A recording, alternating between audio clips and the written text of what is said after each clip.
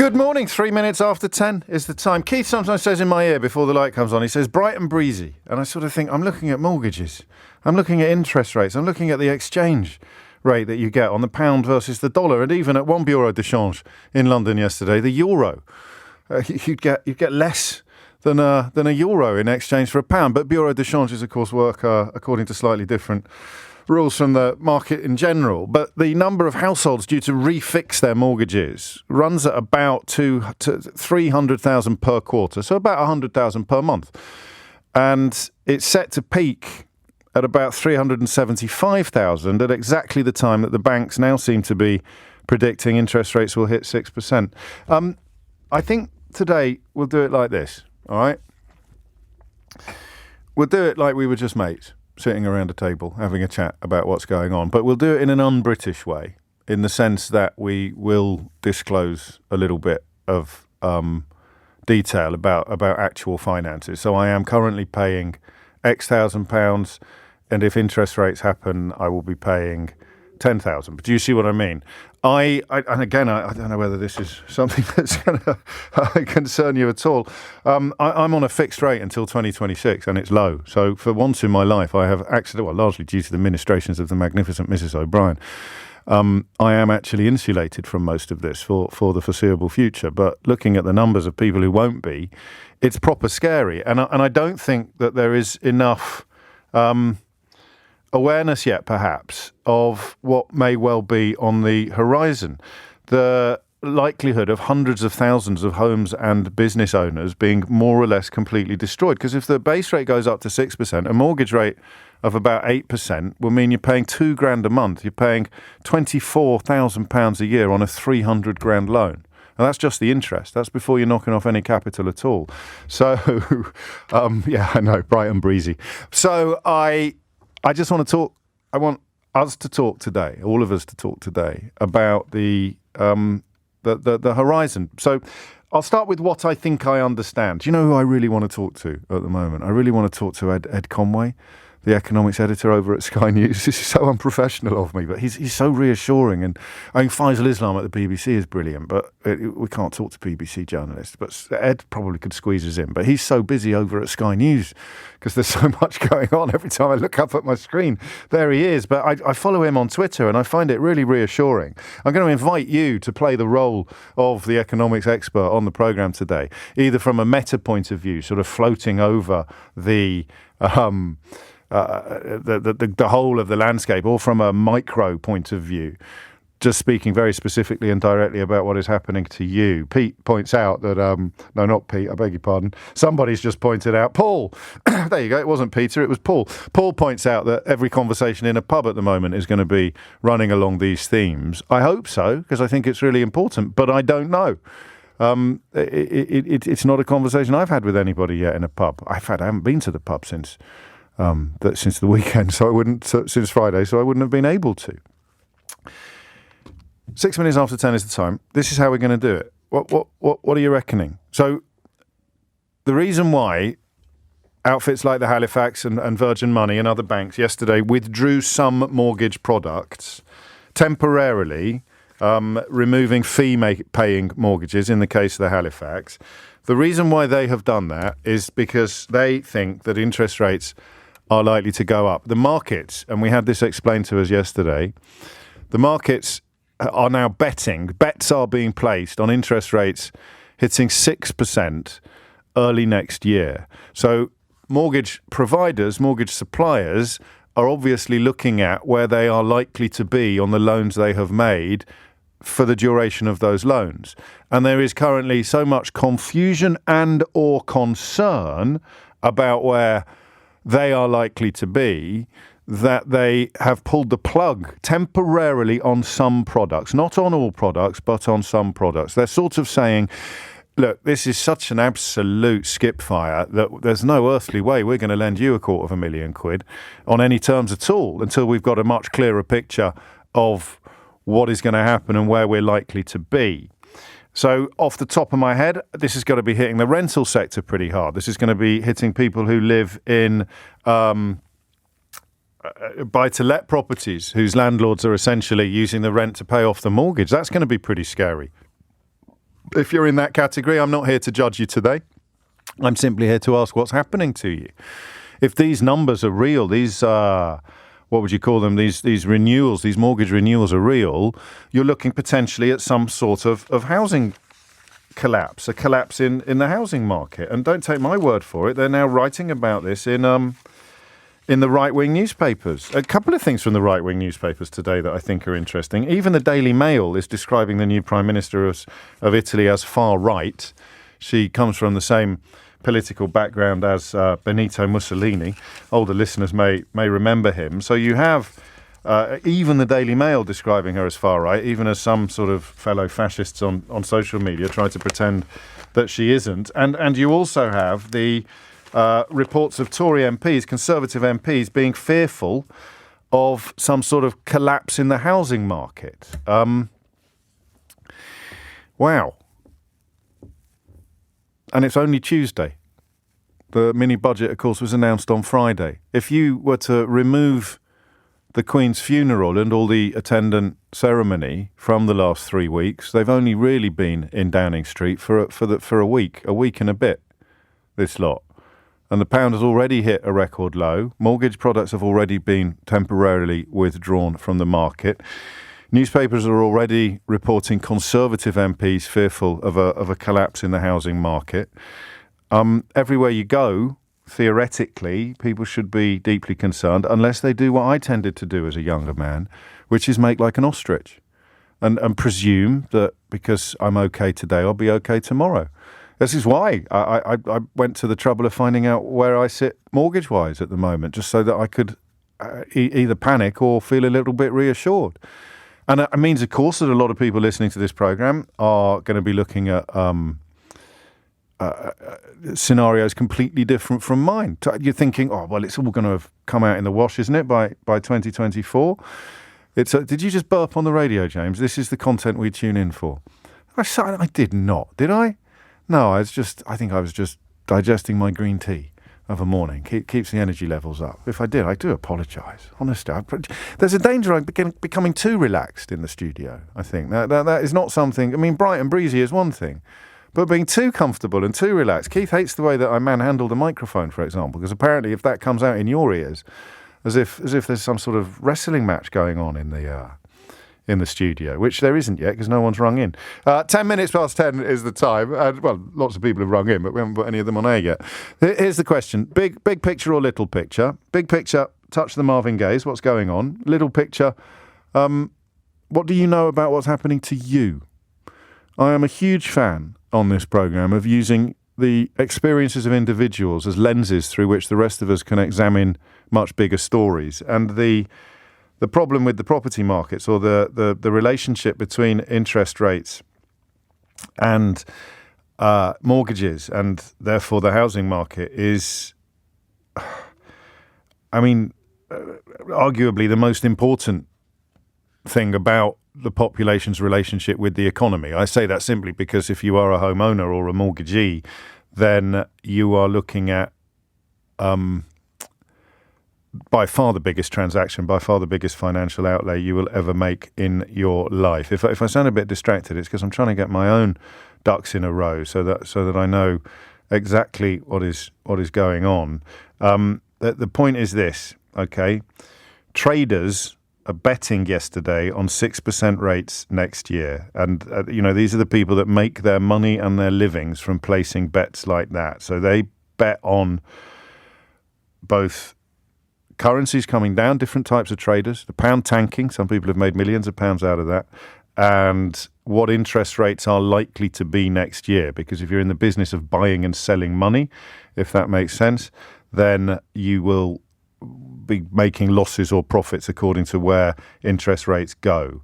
And the number of households, this is another crucial point of concern, that are going to be refixing or renewing their mortgages is going to peak at around the time that 6% figure is currently expected to land. This is huge. Rising interest rates are a much bigger deal than you might think. And this is where Ed Conway at Sky has been so helpful to me because, and I've heard people say this, you think back to the 1990s, and I had friends at school whose mum would buy up a house. They moved about once every 9 months because his dad had lost his job and his mum was like a dynamo. This is in the 1990s. She'd buy a house that had been repossessed and was in a fairly run-down state, and she'd do it up and she'd sell it on. It became the sort of family business, and they were doing it regularly because so many houses were being repossessed. And I've already heard people talking about how, well, this will be fine, 6%. It was nearly 20% in the 90s. So the outlook for interest rates is changing all the time. At the start of the year, the prediction was that they wouldn't go much above 1.5%. Okay? By August, they were talking about a peak of 2.75%. Today, or rather on September the 22nd, so at the beginning of last week, they were at 4.75%. Now they are at 6%. And the problem is that the amount of money that we spend on our mortgages and our rent is much higher proportionally than what people were spending in the 80s and 90s. So if someone says, oh, what are you worried about? When I was a lad, interest rates were 15%. They had much more left over after paying their mortgage than they currently do. We're just a lot more burdened now. The relationship between debt, income, mortgage terms and mortgage rates is completely different. And that's what's scary. The equivalent interest rate, which has been worked out by a UK housing market analyst called Neil Hudson, the equivalent interest rate. So in other words, if you were to bring in your all the variables and try and compare it to the 1980s, you're looking at 14.2% in 1980 being equivalent to about 3% today. And they're talking about 6% today. Does that make sense? I'm not at my best. Or sometimes, well, maybe I am. Well, not my best. Obviously, I'm at my best when I'm dealing with racists. But maybe it's quite helpful that I grasp and grope for the truth on moments like this. So if you take into account all the other financial factors, all the other variables, then a 14.2% interest rate in 1980 would be equivalent to, in affordability terms, about 3% now, which means pretty much absolutely everybody should be terrified. 10:15 is the time. The number you need is 0345 6060 973. Big picture, little picture, okay? Big picture, you follow this stuff, you're au fait with it, you're pretty confident, you can talk the rest of us through what is likely to happen, what is happening, why it's happening, and what it means. Little picture, you thought you were going to buy a house next week, and you're now in complete confusion about what's going to happen next. Or you're going to renew in the middle of next year, and you've just found out that you're currently on just over 1%, and you could be on 6% by the time your renewal process is complete. Or you've actually done the sums. This would be very helpful. You've actually done the sums, and if it goes up to, let's just say, 4 or 5%, you know now what you're going to be expected to pay every month, and you simply can't afford it. It's 10:16. The number you need is 0345 6060 973. And of course, it's worth remembering that the so-called mini-budget on Friday made cuts to stamp duty that were designed to stimulate the housing market. There are no words. I wish we could flick a button. I wish we had a red button on our remote control so that we could see what the media in the United Kingdom would be doing if a Labour government was presiding over what the Tories have done in the last 4 days. I just would love to see it. Do you remember when Diane Abbott got some sums wrong with Nick on the breakfast show? People still talk about that. Kwasi Kwarteng has crashed the pound single-handedly with announcements that his own colleague, his own predecessor in number 11 Downing Street, Rishi Sunak, predicted almost to the letter what would happen if you tried to borrow your way out of inflation. It's incredible to watch it unfold. But, of course, I guess the Daily Mail go for fury at the city's slickers betting against UK PLC. Unbelievable. It's the same brand of media that brought you Don't Bash the Bankers after the global financial crash of 2008. So that's just one of those pet subjects of mine. Flick a switch. If I had tons of money and a TV production company, I'd make a show that sought to actually go through the looking glass and report upon a conservative government in the way that would get the right-wing media to report on a right-wing government in the same way that they would report on a left-wing government. Diane Abbott gets some sums wrong in a radio studio, and they talk about it for years. Quasi-Quarteng crashes the pound and it's all the fault of currency speculation. I mean, it is actually hilarious, right?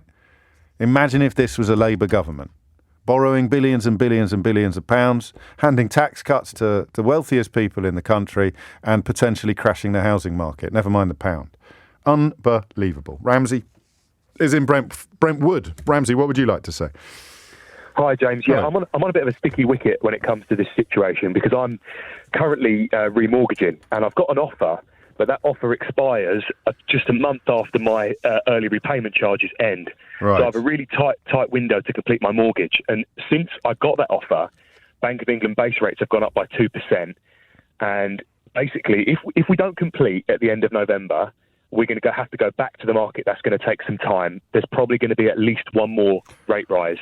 We're in big trouble. Why would you not complete by the end of November? What would? We're basically relying on the solicitors and the. Sorry. You just mean the speed with which the bureaucracy is being done. It's not you sitting there thinking, will we, won't we, will we, won't we, will we join the dance? Exactly. Ooh. So I planned ahead. When the Tory leadership election started happening, I sat down with my wife and we decided that these people are nuts.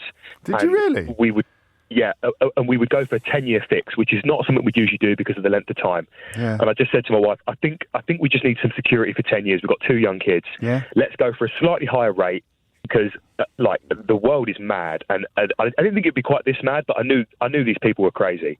And so we went for a 10-year fix. You're cleverer than me because I was reading some of what Sunak said. The problem was, Ramsey, there were so many hustings. I lost the will to live, mate. I couldn't believe it when I'd hear on the radio, and there's another hustings tonight. I'd say another one. But I've been looking back at what Sunak said very specifically about Truss's proposals. She was pretty clear about what she was planning to do. He was pretty clear about what was going to happen. And so it would seem with you. Yeah, and I needed protection from that. Yeah. I didn't think it'd be quite this bad, to be honest. But yeah, it's a weird thought because I live a very comfortable life, and it's a weird thought that I thought to myself, if base rates go up to 5%, yeah, the thought crossed my, are we going to lose our home? And you like to think of ways to get around it, but it's going to happen to some people who maybe don't think it's going to happen to them. The producer said to me this morning, I owe her an apology. The producer said to me this morning, I'll tell you what we need to speak to. We need to speak to people who can't quite believe that they're in the category of thinking that it's possible they could lose their home because they are comfortably off, because they are securely employed, because they are enjoying a history of regular payments. And I said to her, I think that's still a bit too nebulous. I think people possibly the pennies haven't dropped yet. We're not quite over that line yet. So I mean, we're obviously knocking at the right door, but I didn't think it would open today. And yet here you are, almost word for word, describing what she said to me an hour ago. It's not meant to happen to people like you, is it? I don't think it's meant to happen to anyone. No, I agree with you, but you know what I mean. It was more the shock of how quick it's come round. I thought it would protect us from increased costs. Yeah. I didn't think it would maybe be my entire financial future dependent on a couple of people's admin at my solicitor's firm. So presumably you are enthusiastically letting them know how keen you are for this. I've been ringing them every day, to be fair. I'm gonna do so until completion. Hopefully it'll go through it. I don't blame you. And of course, the squeaky wheels get the most oil, Ramsey. So there'll be other people who perhaps are in your situation and aren't ringing them every day who could end up being hung out to dry. Yeah. Which is why we have conversations like this on the programme. Well, listen, I think you're probably all right, but we've all been there saying, have it come back yet? Has it come back yet? It's almost like applying for a passport. So good luck to you. And I want to get this right, all right? And I want Ramsey to hear this. There were periods in my life where I would have thought Ramsey was a bit dull. But you did what? You had a chat with your wife about a 10... Oh, come off it. Why aren't you... That was because I was an idiot. And Ramsey was a genius. Understanding. And as soon as he said that, we've got 2 young children, we're looking at our financial security. It's a personality defect to think, everything will be all right, everything will come out in the wash. I remember when I was a kid, a student or early in jobs, red bills, until they went red, I never even paid any notice to them. And when they went red, I'd stick them in a drawer. Wait until the pip started squeaking. It's so silly, and it's a British malaise. Martin Lewis, who, as you know, I consider to be worthy of sainthood, Martin Lewis always talks about the importance of teaching this stuff in schools. It's got better since I was at school, but it's nowhere near as good as it should be. Teach people when they're really young about all of these matters And there we are. Here it comes. Ramsey, thank you. 26 minutes after 10 is the time. Austin is in Chipping Norton. Austin, what would you like to say? Yeah, hi, James. A really similar position to Ramsey there, insofar as, you know, I earn a relatively decent wage. My wife is a nurse, you know, but we get through. We've got 2 young kids. And we saw this coming. You know, new car put off beginning of this year. Thought, nah, don't want to spend on that. Because you thought interest rates can't stay this low at the very beginning of the year. Yeah. The clever money thought they probably would at the very beginning of the year, but it moved fairly quickly.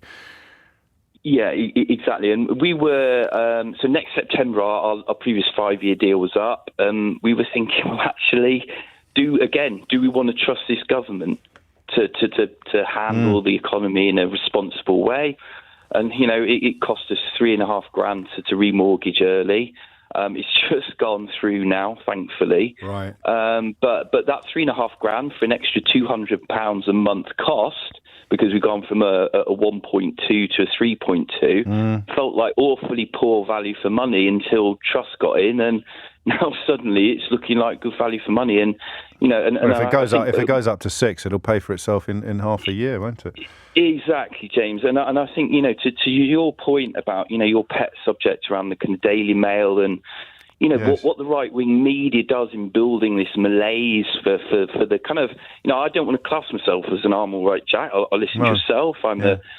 Despite where I live, I'm a Labour man at heart. I believe in social values. I checked the screen then, Chipping Norton. There's lots of people in the Cotswolds who share your values. It just happens to be a name associated with David Cameron and his mates, doesn't it? Yeah. He did get booed at a fun run in Chadlington a couple of years ago in his own local village. So we do have some conscience out here, and it is a Labour council actually, Chippy. Yeah. Thank God. But you know, I think I think they've crossed a big division line in terms of the I'm all right Jacks is suddenly going to be waking up, because I think what they've done with the economy now is going to affect the golden goose of the last 15, 20 years. The insulated middle class are now going to be uninsulated. They're now going to have to wake up to a lot of, you know, horrible realities that they've put to the back of their mind, because I'm all right, Jack, I've got low interest rates. And what you mean by that, there's 2 types, isn't there? When you say I'm all right, Jack, you're describing people who don't care about anybody else. But there's lots of people who are all right.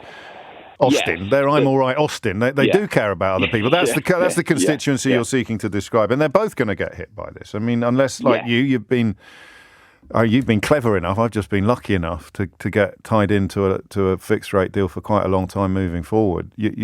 Everyone's going to get spanked by this, and the relationship between income and outgoings is so different from what it was like last time these numbers were being bandied around. That you know what they say, when the tide goes out, you can see who's got their trunks on.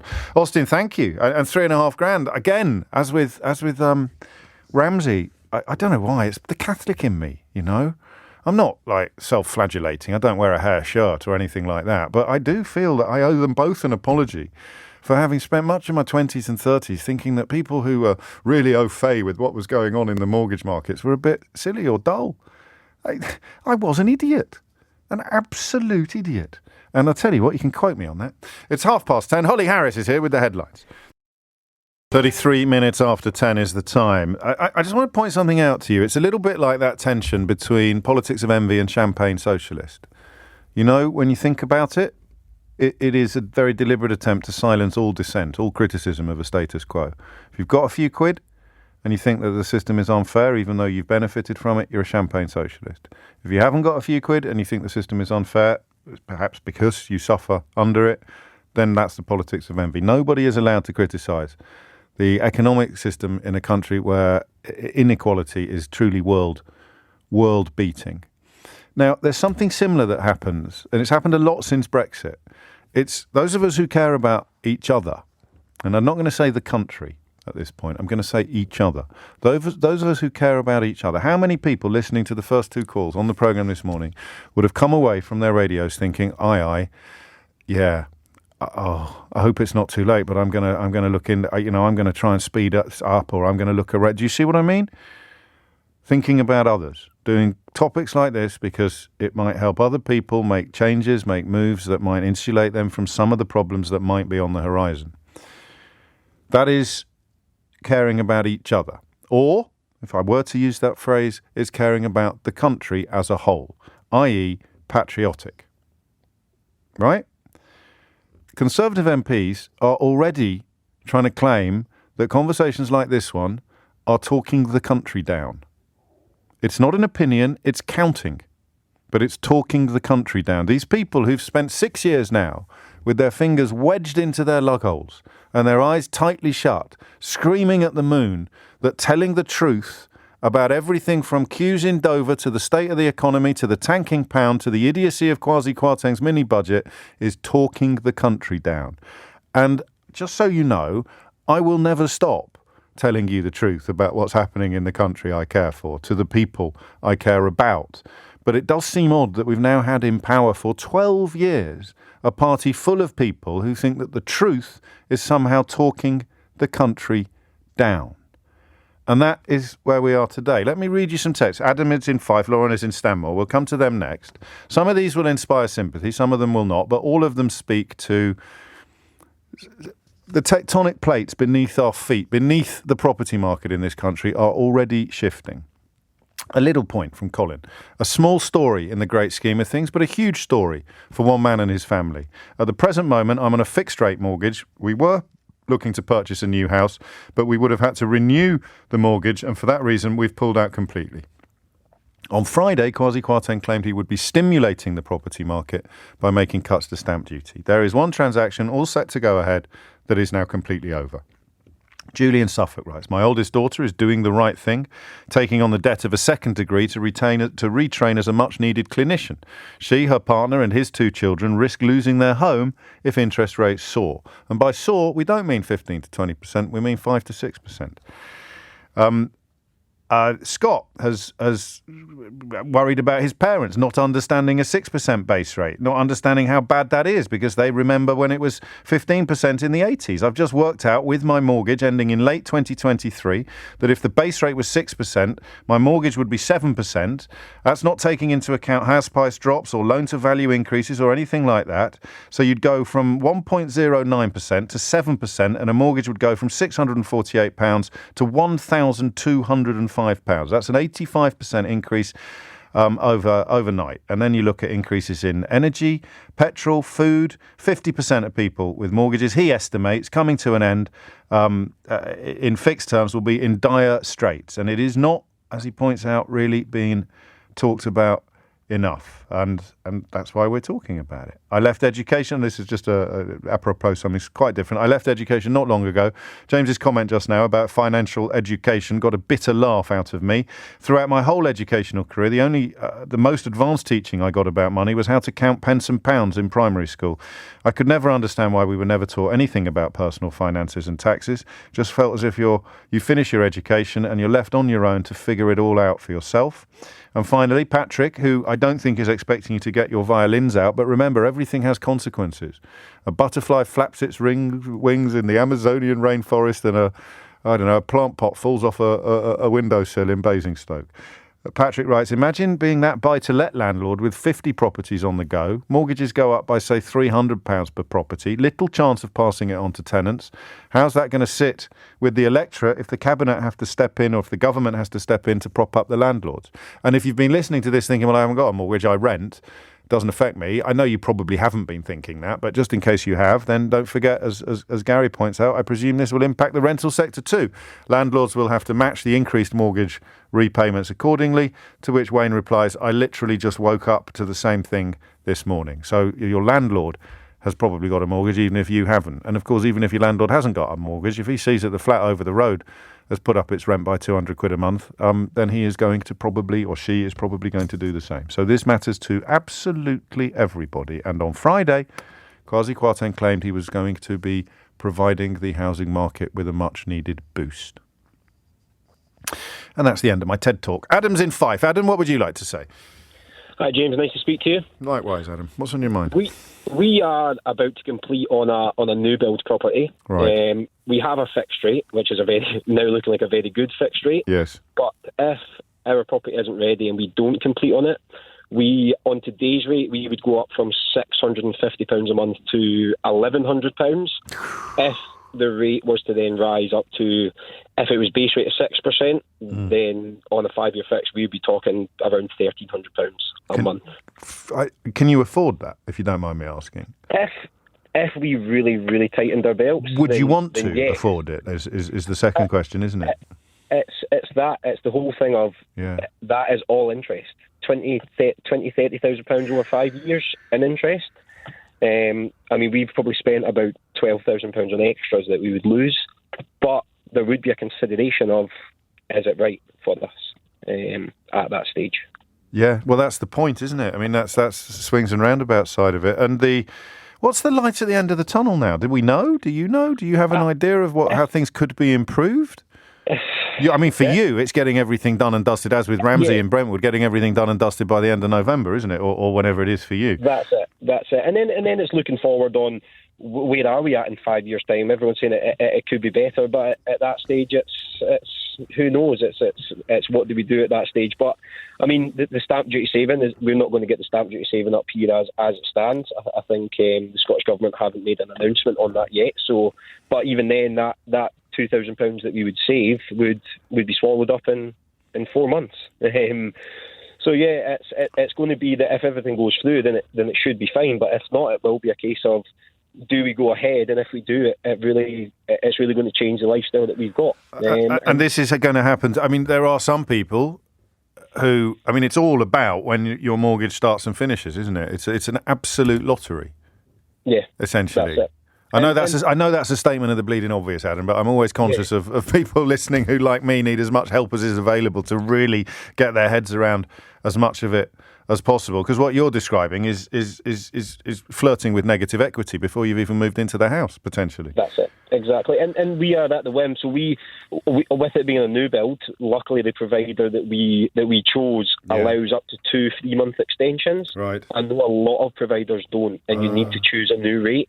So we are about to need to put in a 3-month extension because it's looking like the house isn't going to be ready. And I don't know how the provider's going to... It's in the terms, but you know that... And they're bound to it, are they?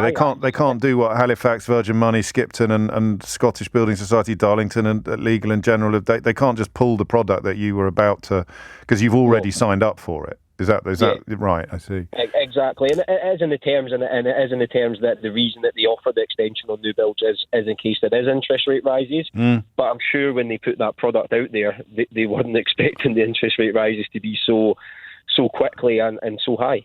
No, and they are going to be introduced in order to combat the inflation that has been directly caused by Kwasi Kwarteng's announcement about borrowing levels. That's what I mean about the red button. I just wish I could find out how right-wing media would be reporting this if it was a left-wing government, because then you'd get a clearer idea of the scale of the emergency. I'm just one bloke on the radar. I mean, I've got some wonderful colleagues on LBC, but I am really swimming with my crack team of supporters. We're swimming solo a lot of the time on this stuff, and you turn to the newspapers that you normally trust to give you at least some semblance of reality or objectivity, and you can't find it because they are so enslaved to their support for Liz Truss or Boris Johnson or Theresa May or whoever it is next week. 10:43 is the time. Adam, take care. Lauren is in Stanmore, from one end of the country the kingdom to the other. What would you like to say, Lauren?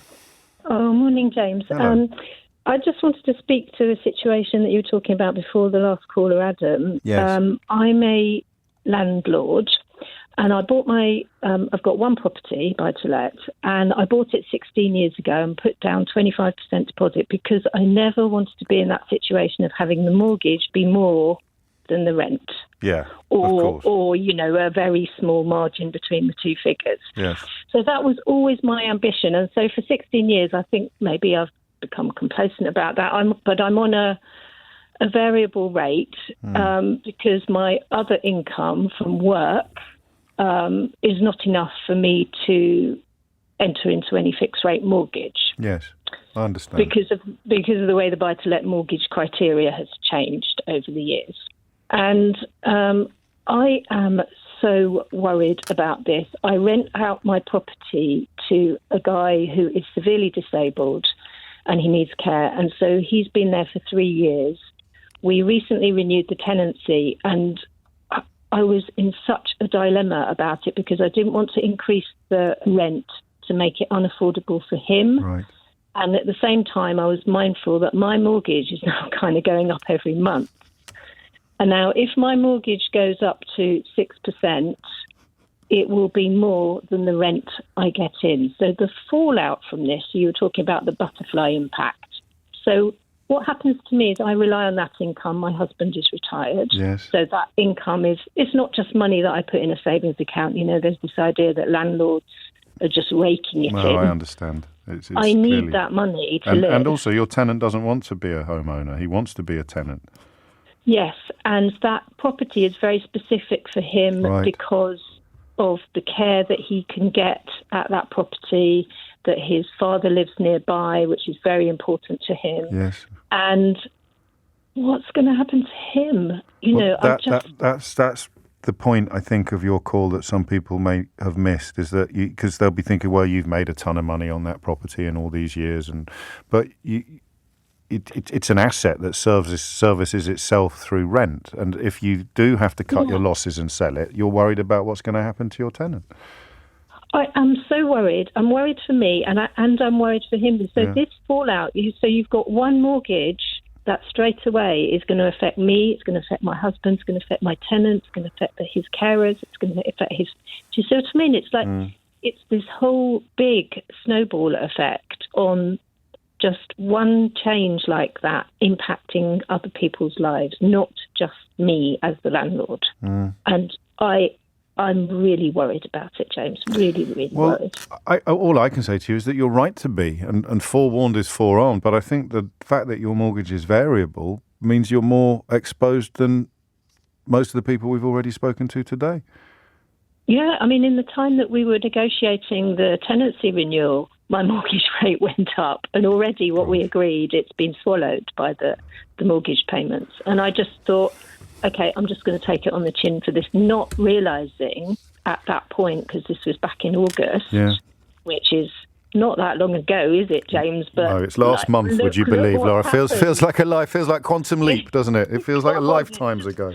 Exactly, and now we're at 2.25 already, and looking at, and people saying that it could be 6%. Well, people, the market's betting on it being 6%, and at least you're across the facts. That's the only vaguely reassuring thing I can say is that at least you are fully au fait with the scale of the risk, the scale of the problems on the road ahead. You're not having any of that. Being mugged by reality that a lot of people who perhaps are not listening to this program at the moment or aren't really concentrating are going to have on their horizons. And that, of course, includes tenants as well, because Lauren's tenant, for whom she clearly cares, a kind of landlord every tenant wants, will not be able to sustain that mortgage if interest rates go where the markets are currently predicting they will go. And the next person to own that property is unlikely to be as concerned about the life of the tenant as Lauren clearly is. Thank you, Lauren. 10:48 is the time. And of course, The Secret Tory is one of my favourite Twitter accounts, and also I've had a sneak peek at their imminent new book, which is as brilliant as you'd expect. They've just pointed out that Daily Mail front page, fury at the city slackers betting against UK PLC. You'll remember on Friday, Lauren there reminding us that August isn't actually that long ago, on Friday of last week, we were told that it was outrageous that city slickers could only get bonuses totaling 200% of their salaries. It's not directly linked because this is profit on transactions, profit on speculations, as opposed to bonuses, but it is linked. So in the space of 4 days, we've gone from claiming that city slickers need to have caps on their bonuses removed to complaining that city slickers are making too much money by being city slickers. God bless the Daily Mail. 10:52 is the time. Gary is on form today. Second tweet to get read out. Look at the effort devoted to reporting Starmer having a curry for weeks. That perhaps provides an illustration of how the right-wing media might be reporting on the current financial problems caused by Kwasi Kwarteng and Liz Truss if it had been undertaken by a Labour government. 10 front pages about Keir Starmer's utterly innocuous, inoffensive and entirely permitted curry. 10 front pages. And today they're blaming the crashing pound on city slickers 4 days after cheering a policy that allows city slickers to have caps removed from their bonuses. And you think I exaggerate. 10:53 is the time. James is in Beaconsfield. James, what would you like to say? Oh, hi. Hi, James. I'm a financial advisor. Okay. And I've been in the industry for about 17 years. I bet you're busy. I work, yeah, fairly busy. Luckily, I do other stuff rather than mortgages at the moment. Okay. So, but I worked for a well-known private bank as well for about 6 years. Okay. And interpreted like FCA policy in the FCA handbook to set out principles and launch various different types of products and stuff. Okay. The context of telling you that is to show people how much of a minefield it is.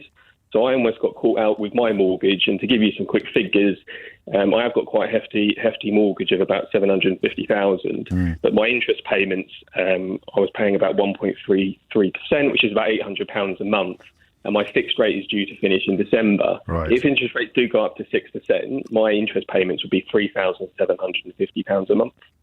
Highly likely, I would have been repossessed within a year had that happened. Wow.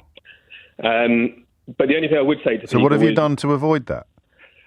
Very, very lucky, had lots of arguments with the bank I'm currently with. Right. And I think banks are woefully under... I don't think they've set the right policy and processes out to support people properly. So just a quick one, if I can, for my specific example. Yes. So normally with a product switch is where you stay with the bank and change your product. And there's a penalty to pay for that. Exactly right. And a few callers have touched on this as well, early repayment charges. So the one thing I would say to anybody, don't put your head in the sand, work out what your early repayment charge is and what you can do with a product switch. So typically with my bank, when I phoned up and said, what are my options? They said you can do a product switch and you have to pay the early repayment charge immediately, move on to it. But that's not strictly true. With a couple of the other callers, they've said that before. Normally when you buy a house, you get 6 months offer. So that's when you apply for your mortgage, you get 6 months to complete. So you can actually do that same thing with your current lender. So anyone on a fixed rate mortgage now that's going to finish in the next 6 months, you could technically phone up today, get a mortgage offer, and they'll obviously quote the ERCs, but you could sit on that for 6 months and wait to see what happens in the market. Is that part of the reason why some products have been pulled temporarily by mortgage? Well, apparently with Halifax, I was reading today that they pulled it to new people. So anyone currently with the lender, they can still do it. So personally, if I was giving advice to anyone at the moment, I would actually say fine, this is what I did. I said to them, can I do this? And they're like, we don't know. We have to go away and check. So ultimately, they've let me done it. So I actually secured a rate about 4 months ago. If I'd done the rate now, I'm probably looking at an additional £1,000 a month I'll be paying. And this is simply because it's your field and your livelihood that you were a bit ahead of the curve on what was likely to. So, I mean, you weren't ahead of the curve in the sense that you knew how big the curve was going to be. This was the expected rises in interest rates, if you like, which have been utterly dwarfed by the. I mean, you're looking at last month, August, we were expecting a peak of about 2.75, and now it could be 6. Oh yeah, I'd have still been in trouble with the 2.75 because again, I think the FCA need to do so much more around here. I've written a few vulnerable clients policies, so I did that for the bank I used to work at. And if you actually look at how many people are classified as vulnerable, i.e. the bank should give them extra support, it is woefully low. But it's red tape, mate. It's red tape, James, that you're describing. This is the thing that they're going to be torching because we don't need to put restrictions like that on businesses. Yeah. And the only other thing I'd say is on the FCA and interest only, the banks at the moment have so much strict criteria for people to go on interest only. Right. And previously, quite rightly so, right? Because people were getting to the end of their mortgage and not paying it off. Yeah. So that's why everyone from the crash went to capital and interest mortgages. Yeah. At the moment, for my lender, if I wanted to go on interest only, I would have to earn over £100,000 a year. Yeah. Now, I don't see how that's relevant to anybody that might be struggling to pay their bills, to have to jump through that hurdle. It may be some qualification to say, if you're earning £100,000 a year, you should be reasonably financially savvy. Yes. But what I do see happening is the banks are going to have to strip away that regulation, and the FCA will offer maybe some holidays for people to go on interest only. Yeah, because that is the only lucky thing what happened in the crisis in 2008. Everyone, rather than 60% of mortgages, I think, were on interest only. Now it's more so on capital and interest. So that's the only saving grace that some people do have, is that they might be able to, in the future, let them switch onto interest only just to ride out this period and go back onto it. I think there's a lot of work that needs to happen. Because nobody wants repossessions and negative equities, but they are not going to be avoided. James, I'm very grateful for your call. I have to clarify that you are speaking to me solely in the context of being a caller to LBC, whatever your professional background and qualifications may be. There's absolutely no way that we can offer up financial advice or kind of recommendations. But, just as a punter listening to you speak, I feel like I've been enlightened about some of the stuff that's going on. But I just want to clarify that we're certainly not in the business of offering up financial advice unless it is, arranged in advance with proven sources like Martin Lewis. But goodness me, just on the strength of the story he told about what he's done, you realise how important it is to act fast, even if it is a holding pattern that you manage to negotiate with your mortgage company.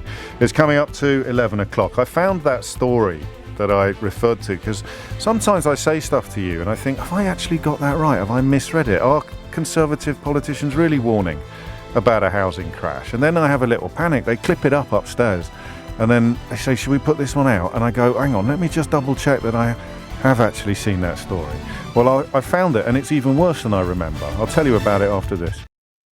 It is 3 minutes after 11 and you are listening to James O'Brien on LBC, where I'm going to take you back to earlier this morning on LBC, where the new head of the Met, the new Metropolitan Police Commissioner, came in for what I presume will be a regular feature with Nick Ferrari, taking your calls and setting out his stall. And quite often, you forget possibly that we're just listeners too, sometimes.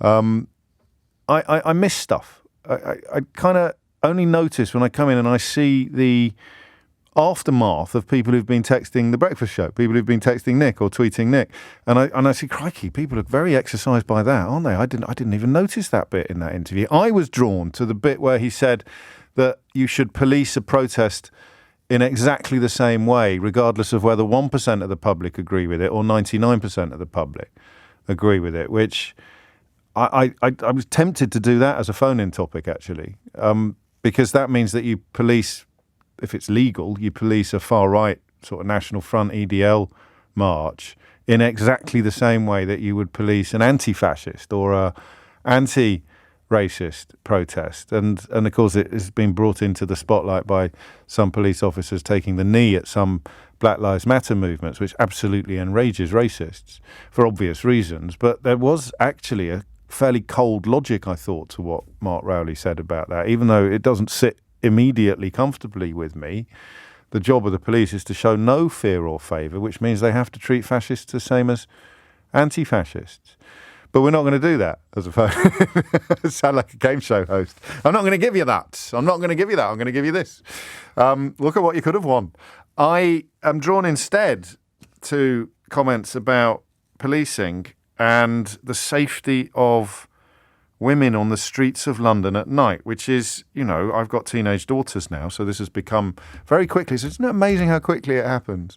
How quickly it goes from sort of, everybody out together and doing everything as a family to teenage children, boys and girls, having entirely their own existences, which you have to really download apps to keep up with. It's just to share calendars and things like that so that you know where they're going to be. But obviously, as a father of teenage daughters, I am more aware of this than I otherwise would be. Also, my wife is very aware of this stuff as well. Obviously, like any woman who lives in a big city, or any woman at all who's ever walked the streets after dark, the Me Too movement, when it started, was such an embarrassing wake-up call for so many men. When people you've known all your life, like your sister or your mum, or for most of your adult life, like your girlfriend or your wife, would just tell you stuff that for them was an absolute given.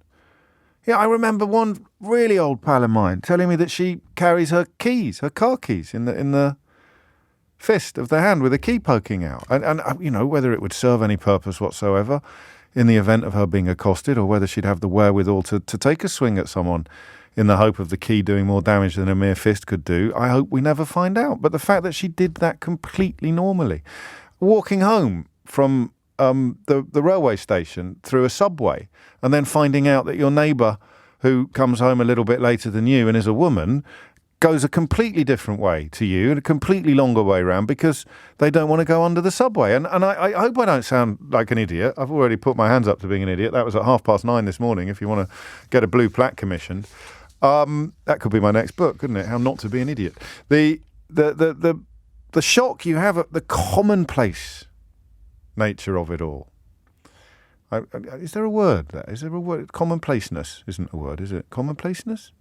But the commonplace nature of it all shocked me. And I have both a wife and a circle of female friends and daughters. And I was stunned by the routine nature of fear. And of course, people who don't think male privilege exists are exactly the same people that don't think men like me need to be enlightened or taught about things like that.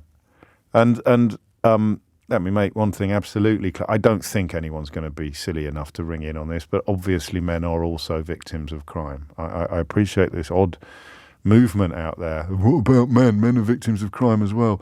So stop going down rabbit holes like that, and maybe one day you'll be able to get a girlfriend, mate. Seriously. So that's a given. That's established. You know that on days like this, I throw to the phones and the first 5 people to ring in are always blokes. Such a strange reflection of our nation, our society, our population. And I'm also aware of the fact that I am a man. So don't waste 10pence pointing that out either. 8 minutes after 11 is the time. It is utterly normal for women to feel unsafe on the streets of our cities. Utterly and completely normal. That is my contention to you. So the question I'll ask you in response to Mark Rowley's words is probably not going to be, is he right or is he wrong? Because I think he's categorically wrong. I think the question is going to be, actually, how serious is it that the new head of the Metropolitan Police apparently has so little idea of the reality of life for half of the population in the city over which he now presides? That may be a little bit unfair, but we'll find out. 0345 6060973 will be the number that you need. But before that, I want you to hear some of the Metropolitan Police Commissioner's exchange with Nick Ferrari a little earlier this morning. If you were a young woman who regularly walked the streets of London late at night currently, would you feel safe, Commissioner? I can't put myself in the mind of a young woman. Many women feel safe in London a lot of the time, but too often they don't, and that's absolutely clear. And if we look at sort of the confidence in reporting rape and sexual assault has grown in recent years. There's many more reports come through where we need to do better at how we investigate those, and we're making progress on that at the moment, but there's a lot more to do. And we're working with sort of local communities and women's groups to look at where are the areas they feel least safe and where can we do more for them in terms of helping them feel safe. But there is a lot to do in that area. But most of all, the thing the police can bring to this is very clear focus on the men who predate on women and children. There are many men in the city, sadly, who are stalkers, they're rapists, they're involved in domestic violence, some of them are registered sex offenders. And the thing we bring to solving this problem alongside other agencies who offer a more supportive role to victims, the thing we bring most of all is the ability to identify and target those dangerous individuals. But would you be happy for your daughters or your granddaughters to walk the streets of London? Yes, I would be. There it is, that last bit there. And it's his first, I think, big interview in the job, and it is a much more exposed job, especially when you're up against Ferrari. It is a scenario in which you're going to be asked questions you possibly weren't expecting, and they're going to be very tight, very personal.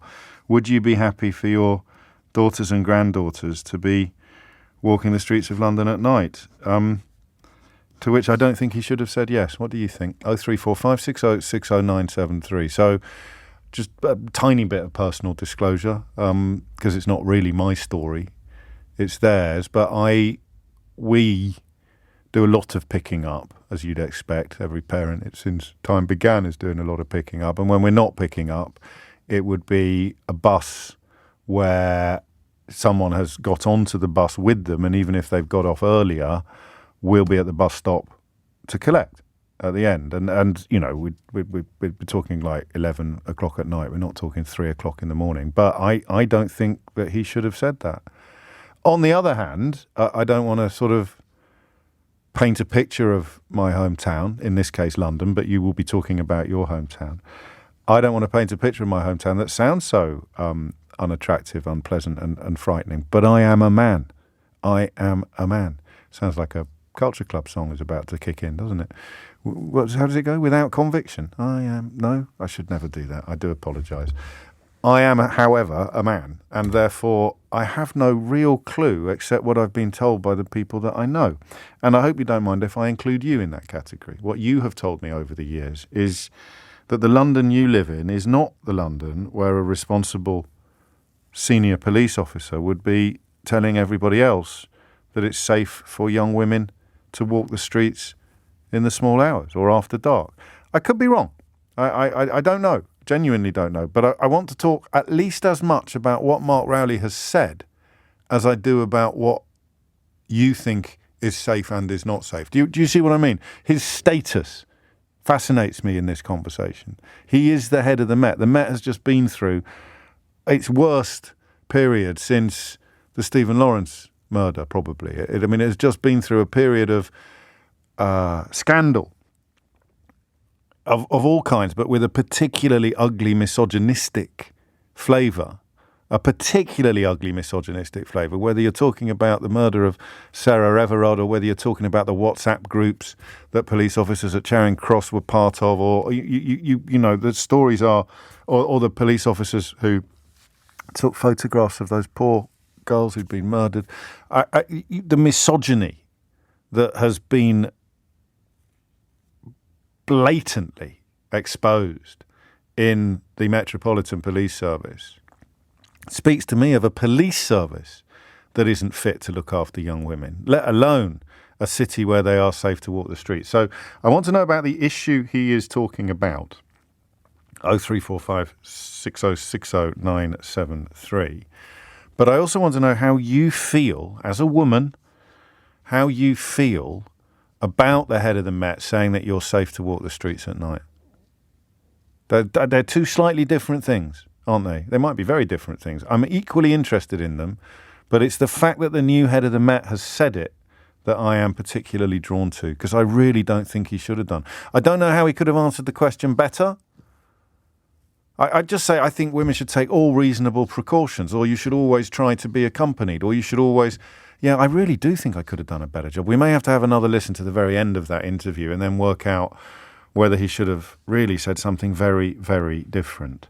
I nearly spat my tea out earlier when the Met Commissioner was speaking. There hasn't been a single day in my life since I was about 11 when my danger radar hasn't been on alert. As soon as I had a daughter, we moved out of London, but nowhere is safe, and the thought of her going out alone terrifies me. And Julie says, fear is almost always worse than the statistical reality, but the fear and anxiety is draining. 11:15 is the time. And here's a racist. So you've changed your mind on London having no-go areas at certain times, have you now, James? Because you never used to, says Dave, the racist. No, mate, that was about claiming that Muslims were preventing non-Muslims from walking around. It wasn't about claiming that angry men like you pose a threat to young women everywhere, in cities, in towns, in countrysides, and in societies in general. It's 11:15. It is 11:19, and I am going to play you that little clip at the end, because I'm always conscious of not wanting to be tabloidy, of not wanting to sort of give people a kicking for stuff that's taken out of context or stuff that is forgivable or deliberately misconstrued. But the more I think about this comment from Sir Mark Rowley, the new head of the Met, the more worried I am. I mean, even the beginning of it, where he says he can't put himself in the mind of a woman. I think you can. You just ask women what it's like to be out after dark on the streets of a big city. And they tell you, and then you can put yourself in their mind. When my neighbour tells me, I don't come home that way, I come home that way because I don't want to go through the subway, even though it's lit and got cameras in it these days, which it didn't have years ago. You go, oh, crikey. So next time you're walking home through the subway, you put yourself in the mind of your neighbour and you think, God, that's right, that would be it, wouldn't you? Look at that shadow there. I can't see who's waiting around the corner at the other end of the subway. That's what you do, I think. Am I missing something? Am I being unfair? And this, I think, is worse. But would you be happy for your daughters or your granddaughters to walk the streets of London? Yes, I would be. No, I bloody wouldn't.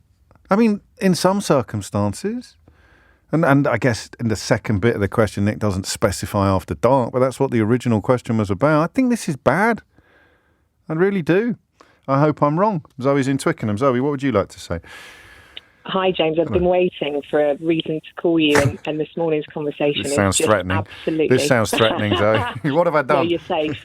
Carry on. Don't worry, you're fine. Thank you. I cannot believe that this is the approach that somebody in such a position of power is taking. I was just explaining to a researcher, never mind after dark. This morning at 9:30 a.m., I was walking back from the school run, and a man approached me, trying to talk to me. I was on my headphones, I was listening to a meeting, and I couldn't talk to him. I just politely turned away, and I got a volley of verbal abuse from him. And I think the problem that we've got is there are so many different elements now within the communities in London that we need to be quite afraid of.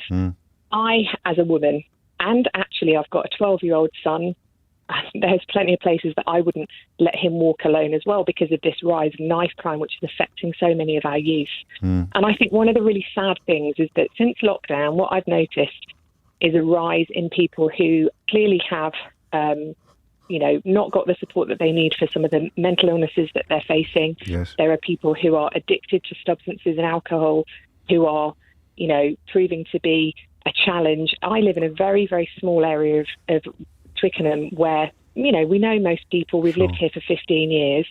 And frankly, it's depressing. And there are also scumbags around as well. I mean, you're being generous generous isn't quite the right word, but there are, if you like, forgivable reasons why some people end up behaving in ways that the rest of us find intimidating or obnoxious. But some people are just intimidating and obnoxious as well. I know you know this. I'm just clarifying. Yeah, no, absolutely. But what I find depressing about all of this is that as a woman, I'm 45. I've grown up in a generation where, almost there's that victim blaming culture of, where you are, what time of night, what you're wearing, all of the stuff that we're really trying to rid society of. Now I'm in a situation where at 9:30 in the morning, I cannot walk around my neighbourhood without hearing somebody swearing. And I'm sure there are people listening to this who are thinking, well, I don't know where she lives. That never happens near me. But I guarantee you speak to most women and they could be 20, they could be 60, they could be 45, and they're all experiencing it. And the best thing that I can do, that my husband can do, that my friends, my parents, is that the men that we're raising to be respectful, that, really think about if you see a woman on her own, how you interact with that person. I know that I can walk into any shop on my high street. If I saw some workmen, I kind of walk near them because I know that generally they've got a uniform on, I can trust them. But how have we got to this stage where this is acceptable and somebody at the top of the Met, which is riddled with so many challenges for a minority of people, may I add, because my cousin's in the Met. Of course. And I appreciate that the vast majority of those officers are absolutely upstanding and brilliant at what they do. But we've got an issue now in communities. I never see a police officer. I never see anybody who I think is not only protecting me, but facing into the issues that are just woven in this society. Unbelievable. What would you have liked him to say, Zoe, in response to that question? I'm not sticking up for him. I'm just wondering how hard it would have been to actually provide a more thoughtful or welcome answer. I think he needs to show a little bit more realism about, and I'm going to include the challenge for the youth element of the community as well, because I think that is as important as the issue facing women. We've had so many issues over the last couple of years, very high profile of women facing the most disgusting behaviours and resulting in significant injury or their lives being lost. And that's almost the kind of the aftermath. I referenced Bieber Henry and Nicole Smallman earlier, and the way the police behaved in that case is another reason why I feel Mark Rowley really, really got it wrong today. Yeah, and just the highlighting of some of this stuff, that case of Nicole and Bieber is one that hits home for me because I'm the mother of mixed race children. So I know that they do not get the focus, and those girls didn't get the focus that they should have done. And it's the fact that nothing is changing. We are not progressing in this discussion. And we've got somebody who, I don't know him from Adam, but me neither. He's there as a very powerful person who is meant to look at, what's going on in communities in London. And this is not central London. This is West London, could be East London, wherever you happen to be. You should be able to walk around without feeling like, oh my God, and it's not just at night, James. It's happening all the time. I'd tell you two things. And obviously, I'm in no way making light of the subject matter, but you weren't kidding when you said you had a lot to get off your chest, were you? That's I don't know. I think I'm a bit hormonal today, but I just needed to kind of good. Just That's what we're vent here about for. it. Good. And also, what happened to you this morning was very upsetting. But we haven't, and I think we'll both agree on this, we haven't come up with a neater answer specifically to that question that we would have liked to hear. We've come up with broad brushstrokes of things he should be aware of, and the answer suggests that he isn't sufficiently aware. But, would you let your daughters and granddaughters walk the streets of London at night? If he'd said no, I wonder if he'd be facing a barrage of different criticism and different... Well, maybe, but I think what we have to start understanding is that this isn't just pockets of people that this is happening to. It's not just happening to a couple of girls, okay? I was listening to Sheila, I think it was probably about a year ago, and she was talking about people phoning in and having, giving their experience. And this is really serious stuff that's going on. And I don't have the answer. No, and he should have had a better answer. We can't expect him to have solved the problem in a radio interview in his first month in the job. But I don't know, quite reassured is the right word, but I think that my misgivings about this do seem to be quite well placed, listening to Zoe and looking at my switchboard and my inbox. Although Joe in Nottingham, a male Joe, I think, because there's an E on the end of it, says, given his position, I don't think there was a right answer. It's either head of the Met admits streets aren't safe, or head of the Met is careless with daughters and granddaughters. I'd rather the head of the Met admitted the streets weren't safe, because that's just the truth. Or at least that's the perception of women, whether they've had an experience like Zoe's or not. If they've had an experience like Zoe's, it's the truth. If they haven't, but they're worried about having one, it's kind of also the truth, albeit of a slightly different blend. Zoe, thank you. I look forward to your second call to the show. Daphne's in Southampton. Daphne, what would you like to say? I'd just like to say I grew up in London and I lived there until I was 14. And as I take my kids back regularly, I've got two boys. We live down south now. But I don't ever feel like I'm at risk or anything like that, ever. Yeah, which is, not for everybody, but I just go in, do my thing, take my kids to the museum, do this, that and the other. And I also walk around with them quite late at night.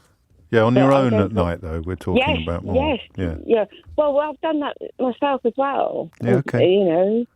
So I just don't, not saying London isn't an issue, but it's no more issue than any other city. No, I did keep stressing that this isn't confined to London. It's about being after dark in built-up areas, really. And there's problems in the countryside as well. But when you read about... I mean, I don't want to labour the point, but the stories we've referenced already, the women who've been murdered in one case by a police officer, in another case, two women murdered and then photographed for fun by police officers. Do you know what? My issue is more doesn't happen to men. Doesn't happen to men. No, well, my issue is more with the Met Police and more about, if I'm being honest, about a level of racism and also about women not being seen as good as men. Right. So therefore, they've treated them in a different way. Yes, well, I don't think anyone... Well, I'm certainly not going to argue with that, but I'd have thought that somewhat sort of contradicted your original point. If police officers are not looking after women properly or possibly even indulging in racist prejudices, then I was just surprised that you feel so safe on the streets of London. But in a way, good. I mean, you'd want everybody to feel safe on the streets of London, just not perhaps in direct contradiction to the available statistical evidence. But yeah, I thank you, Daphne, for reminding me to stress this is a conversation about the head of the Met, but it's a conversation on this radio station about women and safety. And although he speaks for London, we are not confining this conversation to people who live there. Think of it as the apotheosis. You know, if he's saying it's safe to walk on the streets of London after dark, he's saying it's safe to walk on the streets of Southampton, or the streets of Newcastle, or the streets of Sedgefield, or the streets of Lincoln, or the streets of Romford. I didn't do that off the top of my head. I did that off my switchboard. Holly Harris is here now with your headlines. It's 11:34. You're listening to James O'Brien on LBC. Very serious conversation. Someone suggests. Sometimes I get texts and I forget the context. They sort of drop in front of me, and I think, what's that about then? So someone just texted, he's probably scared of the Daily Mail, and I thought, well, what's that going to mean? Could mean me. It could mean what conversation? And I suddenly thought you're talking about the head of the Met. Maybe he's scared of the Daily Mail because, you know, either he says the streets of London are not safe for young women after dark, or he says I would let my daughters and granddaughters walk on the streets of London after dark. It's a tough one. It really is. And I think he's got it wrong. But I can't tell you now what would have been right. And that perhaps is a weak defence of his position, or an explanation, or an excuse. I don't know. Anyway, enough from me. Michaela's in Lincoln. Michaela, what would you like to say? Well, I was a bit shocked this morning by this new man taking over the Met Police. Yes. With everything that's gone on within the police over the last couple of years, like with the Sarah Everard case and the taking of photographs of Nicole Smallman and Bieber Henry. Yes. And all the text messages and things like that. For him to come on and sort of say, I found him quite a bit of a complacent answer. Did you? I'm going to be honest with you. I didn't hear it all. I just really, my ears pricked. My eyes focused when I came into the studio on the number of people responding to that specific part of it. So do feel free to fill me in on what I might have missed. Well, he kind of like said, your guy Nick Ferrari, fabulous guy. Amazing. He sort of turned around and said, well, would you feel safe letting your wife and children walk the streets? And he hesitated. He said yes. Yeah. And it was just like such a throwaway answer. Well, it might be true. It might be true. He might think. Yeah. However, you know, has he actually walked around the street? I'm not saying all streets. I mean, you could walk around probably the streets anywhere, and some nights you'd be absolutely fine, but some nights you might bump into some things, and it's not very. It's an odd thing to say, I think, isn't it? I mean, because the best answer to be, considering also during that interview, Nick asked him another question. He said, "Oh, hang on a minute, you'll have to hold up because I've only been on the job 2 weeks." Yeah, was one of his answers. But why didn't he say, I will answer that question. However, you'll have to give me a chance to look into it because, as I've said, I've only been in the job 2 weeks. Let me get back to you. That would have been a better answer, rather than then he's not damned if he does and he's damned if he doesn't. I mean, I never speak for colleagues, but I think that Nick probably would have pushed him then on saying, well, hang on a minute, I've got young women listening to this programme now who are going out tonight, and you're the Metropolitan Police Commissioner. Do you think they're safe or not? Do you see what I mean?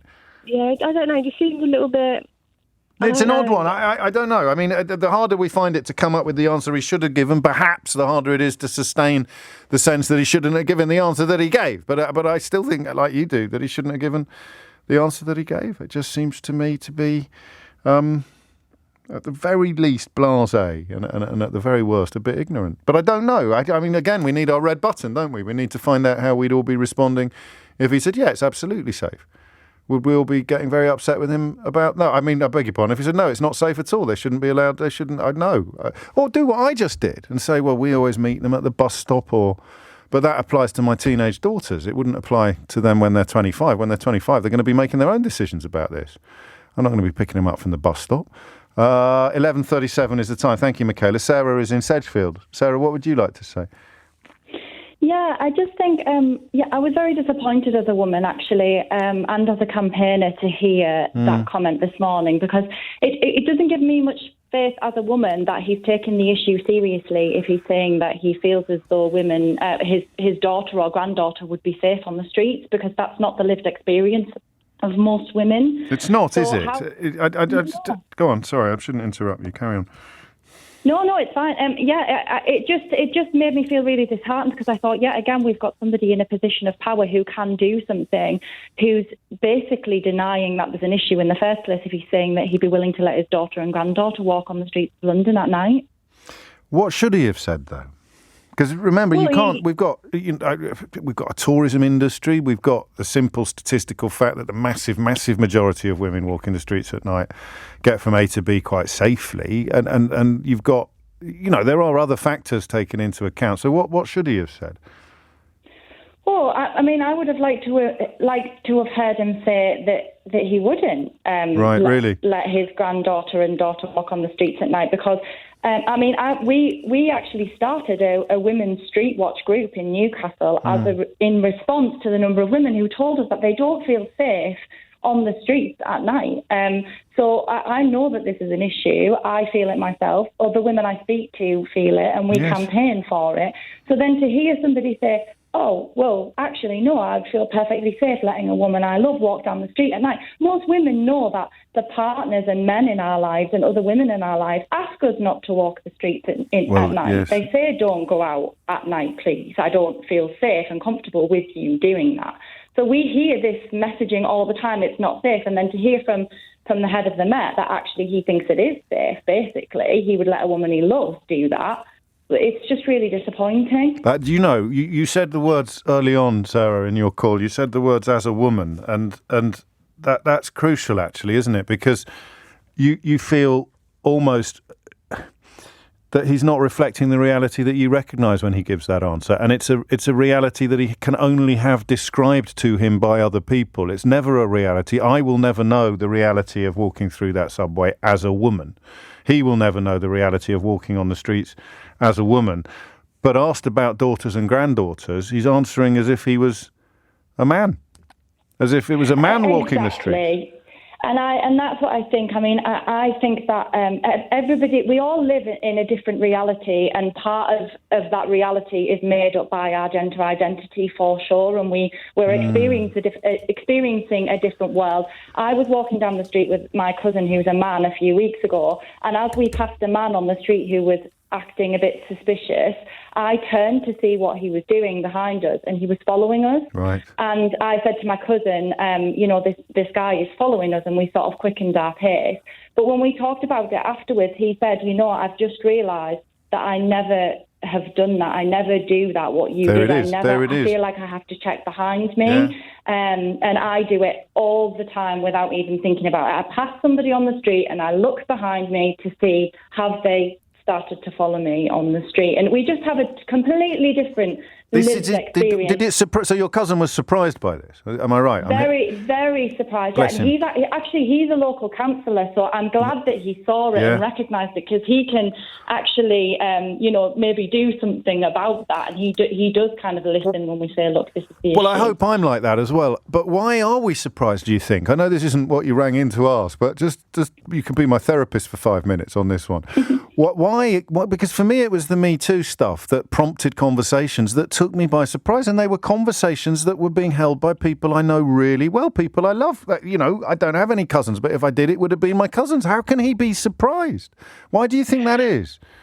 I think because when you're in a position of privilege, which, I mean, I'm in a position of privilege as a white person, and for me, the George Floyd stuff, that kind of opens my eyes as well to something that I'd never really seen before. Yes.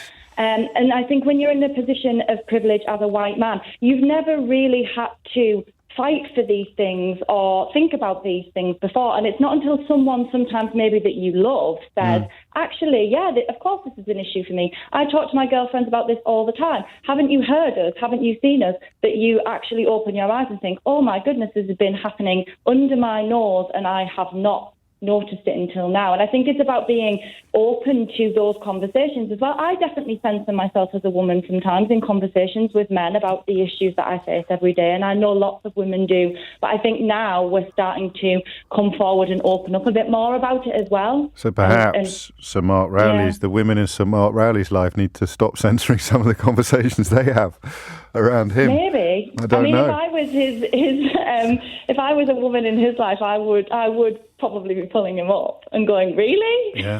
You would let me walk down the street at night That on would my be own interesting. in London? That would. I don't know whether he's got any daughters or granddaughters. And Nick's question was obviously entirely, largely theoretical. But there is that. Yeah, there is that absolute. Well, everyone I've spoken to would be sending a very different message to the man asked that question. Why has he ended up with this one? Is there any sympathy in the? Well, if he'd said the opposite, he'd be getting a kicking for describing London as unsafe argument. I don't think there is. I think most of us know London is unsafe. Most of us know that the streets generally aren't safe at the moment. So I think we want somebody who confronts the issue and said, yes, there's a problem. That's why I'm here, to sort it out. To make it better. I've been here 2 weeks.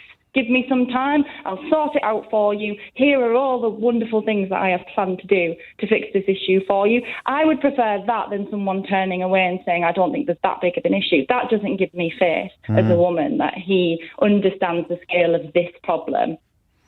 Yes, I think you're. Yeah, I mean, it's a consensus. I don't know quite what a voice. I suppose Daphne in Southampton saying that she generally feels safe on the streets of London offered up a bit of a counterpoint, but I don't know what a voice of support for Sir Mark Riley would sound like, given the lived experience, the real and lived experience of pretty much every caller that we've taken. Jay in Bracknell, quickly. Thank you, Sarah. As a male serving police officer, I recognise that he was in a difficult position. I haven't actually read this through. I just got attracted by the first line of the story, so goodness knows where it's going to go next. If it's inappropriate, I'm sure it isn't, Jay, for the record, but just by way of editorial commentary. Perhaps he could have said that London is a safe city, but that he recognises some women and girls will feel unsafe in some areas. Problem number one there, and it was 9:30 in the morning in Twickenham.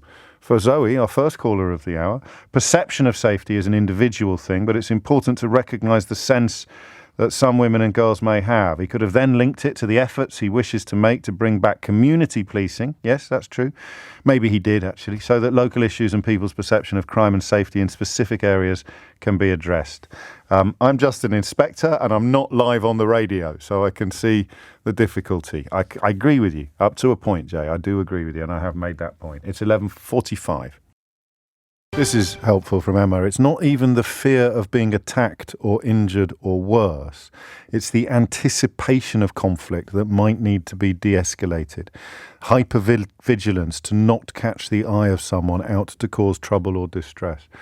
I think men can get their head around that more than they can get around the sense of physical jeopardy that women live with constantly, because sometimes your antennae twitch sometimes, don't they? When you're in someone wants to engage. Someone who's possibly unwell or possibly off their box on a tube train. It can happen quite often. Public transport creates the confinement in which, and you are very, very aware that person over there is going to start on someone soon, and you really hope it isn't going to be you. That's so helpful from Emma, because it helps us men perhaps just get an entry level experience of the constant hypervigilance that's there. And you know what happens, even if you're not threatened, your heart starts beating a little bit quicker, your breath gets shallower, you're thinking, if you're the one that is focused on, it goes off the scale. If you're just sitting there thinking, oh God, I hope I'm not the one who is focused on, then you get a milder version of it. But that hypervigilance would be a lot more prevalent for a woman than it would for a man. But those are little instances where perhaps men can get a little taste, a little flavour of it. 10 to 12 is the time. 03456. Actually, I don't know if there'll be time for any more calls, but you should know the number by now. Johnny is in Newcastle, the first male voice, except mine. Unless you are a woman with a very unusual name, Johnny. Morning, James. Hello. Hiya.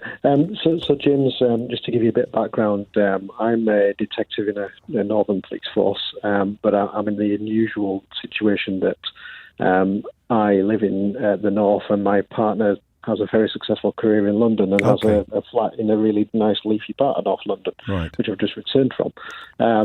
I've served in the military before. I would like to say that I'm probably what the Public Order Act would describe as a person of reasonable firmness. Yes. And when I go out at night time in this city or in London, do I feel safe all the time? I wouldn't say so. No. I would say that your heckles are up. And certainly my partner who works in London I would say I do worry for her, especially when she's travelling from her office, which is in Mayfair, back to North London. Yes. She'll get a cab if she's been for a meal after work, and I'd still worry about her getting home. And similar in my own city, if she's coming home from the train station, I'll collect her, and if I'm at work, then she'll get a cab. And it's things like, and this has not just been out on the streets. A couple of weeks ago, she had ordered some shopping from a food delivery service. And right. The chap who came to drop the shopping off said to her, she's a 47-year-old lady, you look a lot like one of my massage clients. Would you like a massage? And it's like, unfortunately, it's very difficult to protect against that, because it only takes one weirdo like that to put people in danger. I can understand why people do feel unsafe, but it's not necessarily. I presume that she reported that to the. She did, yes. Yeah, because that's utterly unacceptable. Let me steer you gently then to Sir Mark Rowley's comments this morning. In terms of what did you think of them? Because he is describing, in a sense, he seems to be displaying an ignorance of the threats and the dangers that you've just described, the constant threats and dangers that you've just described. I think that he's probably a little bit of an ill thought out reply, really, rather than does he genuinely believe that. I know in my own experience, I wouldn't genuinely believe that. I would say that I come at this from the advantage of investigating serious category crime. Yes. And the overwhelming number of offences that I investigate tend to be people who are known to one another. Yes, of course. Very rare that it's someone who's not known to the offender. However, go on. However, that's not to say that stranger offences don't occur, and that's why people feel uncomfortable. If you were taking a completely objective statistical swing at the question, you could have ended up where Mark Rowley ended up. Yeah, if you're looking at it from his position, he would probably know that overwhelming number of offences are committed by people known to one another. So on the basis of that, do I feel my family are safe? Yes. But actually put yourself through the lived experience of walking on the streets. And, I've, like I say, just come back from London. Do I feel safe walking up from the underground station to our flats in like I say, a really... No, I get it. I do. And it goes to show, as one of your colleagues pointed out, Jay pointed out a moment ago, it's live on the radio. There's more going on in his job than there is in yours. He's got to come up with answers to tricky questions in very high-pressure circumstances. And I'm not making excuses for him, but if you were to ask an algorithm, is that journey safe? The algorithm would probably come back and say there is a 98% chance of utter safety and a 2%. And the problem is the 2% is front and present in the mind of women. And it felt like he was ignoring it. Katie's in Lambeth. Thank you, Johnny. Katie's in Lambeth. Katie, what would you like to say? Oh, yeah. Hi, James. It's been really interesting listening to people talk about this, and I am a woman, and I've faced numerous challenges and been groped and had problems. I will say that I do find this a little bit frustrating, the constant remarks about women being safe at night and being on the street. It's so in danger of actually limiting our lives. I think that the work that we need to tackle misogyny and aggression towards women is huge, and it needs proper attention. But it is a way of limiting people. I found that I've had a job where I've had to travel extensively, and I've also been on my own for most of my life, so I've done things often on my own. And people constantly asking if I'm safe.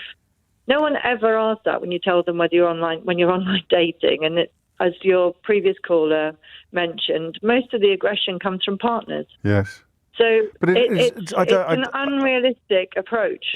I understand what you're saying, and I'm very conscious of mansplaining, possibly. But You see it as either or. I don't see it at the moment as necessarily being either or.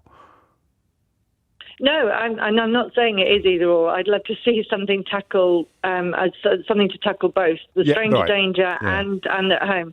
But what I'm saying is this: the push to constantly assess whether women are safe at night. It's actually a way of limiting us, because it makes people think that yes, it is unsafe, and that therefore that women should adapt their behaviour. And of course, when the priority should be on making it safe. Or just allowing women to live full lives.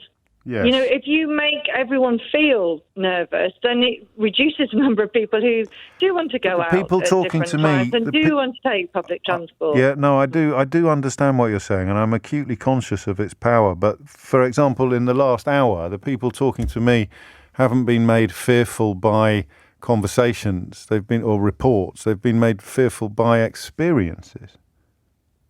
Yeah, and they've also been made, we are alert by our experiences. Like I say, and I'm not trying to disregard certainly other women's experiences, Sure. and I'm not, clearly, none of us are a spokesperson for all women.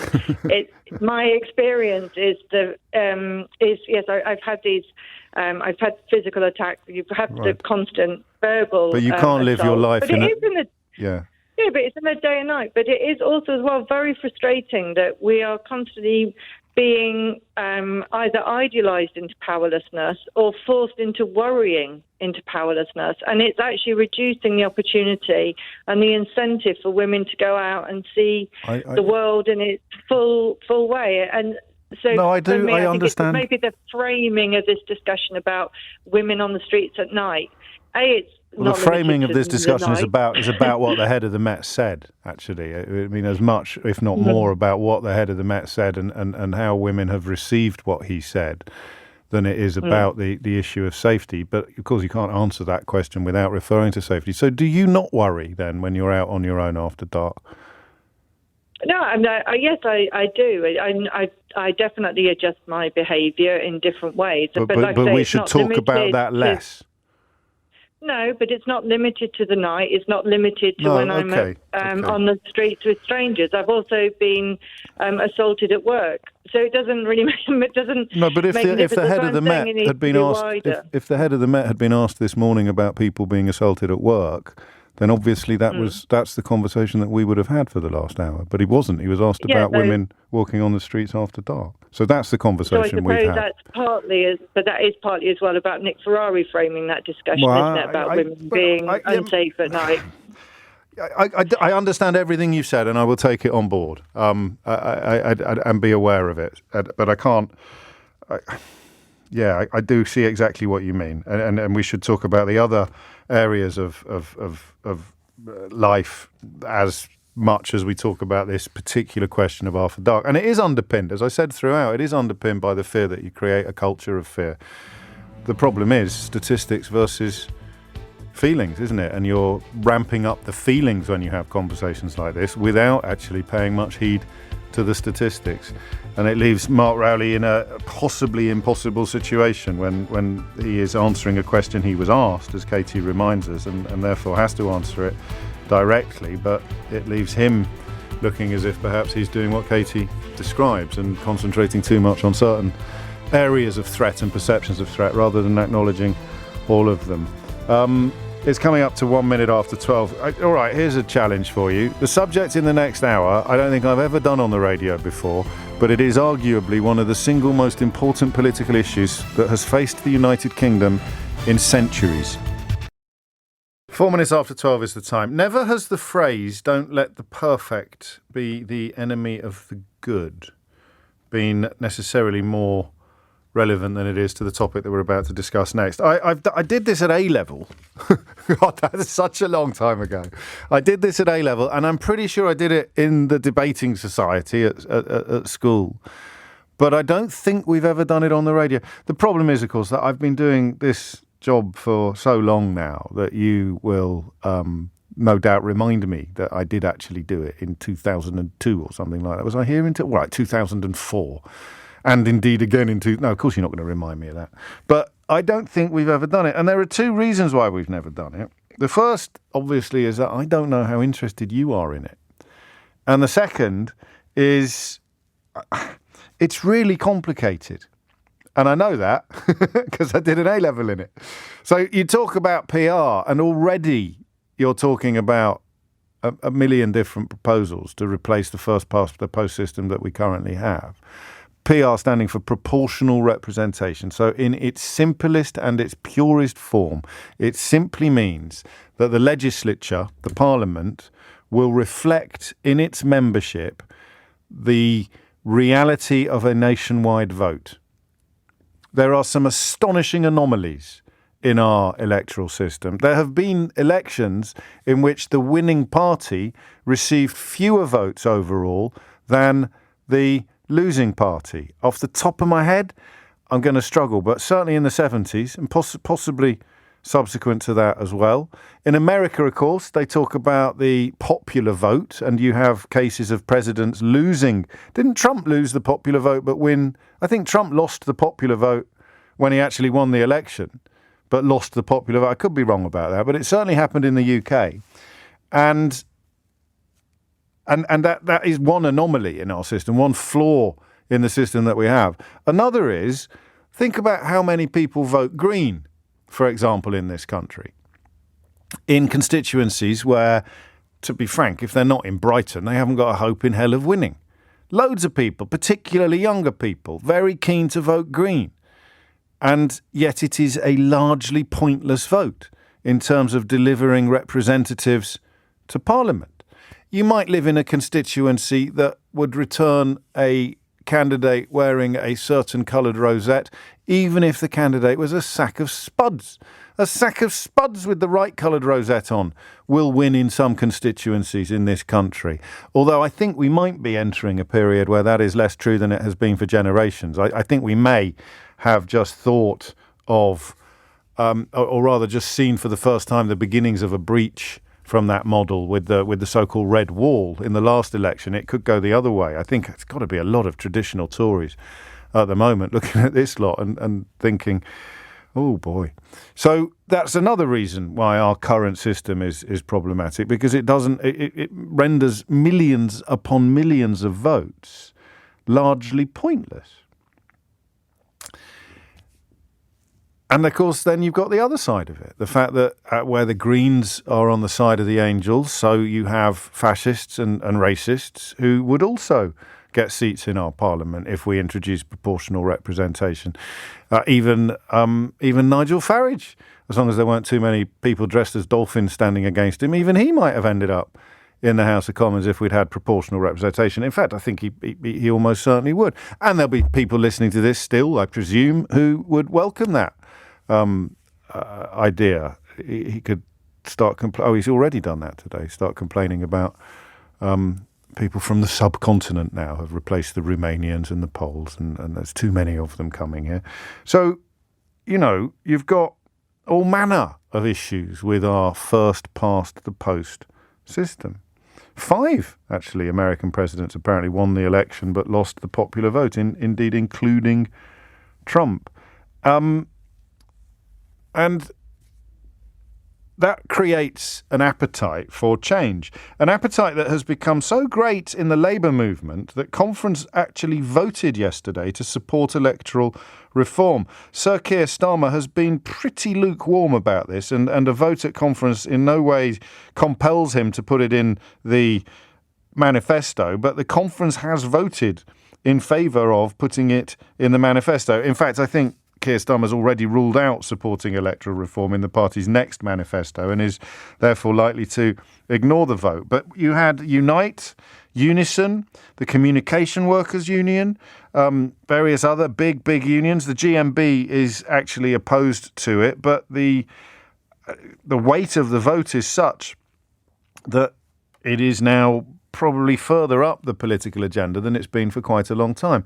Now, we had, oddly, a referendum on this. You may not remember. We had a referendum on this when the Liberal Democrats were in coalition. It was one of their conditions of sharing power with David Cameron. And guess how surprised would you be to learn that a bloke called Dominic Cummings was high up in the campaign that succeeded in persuading people not to vote for some form of electoral reform? How surprised would you be about that?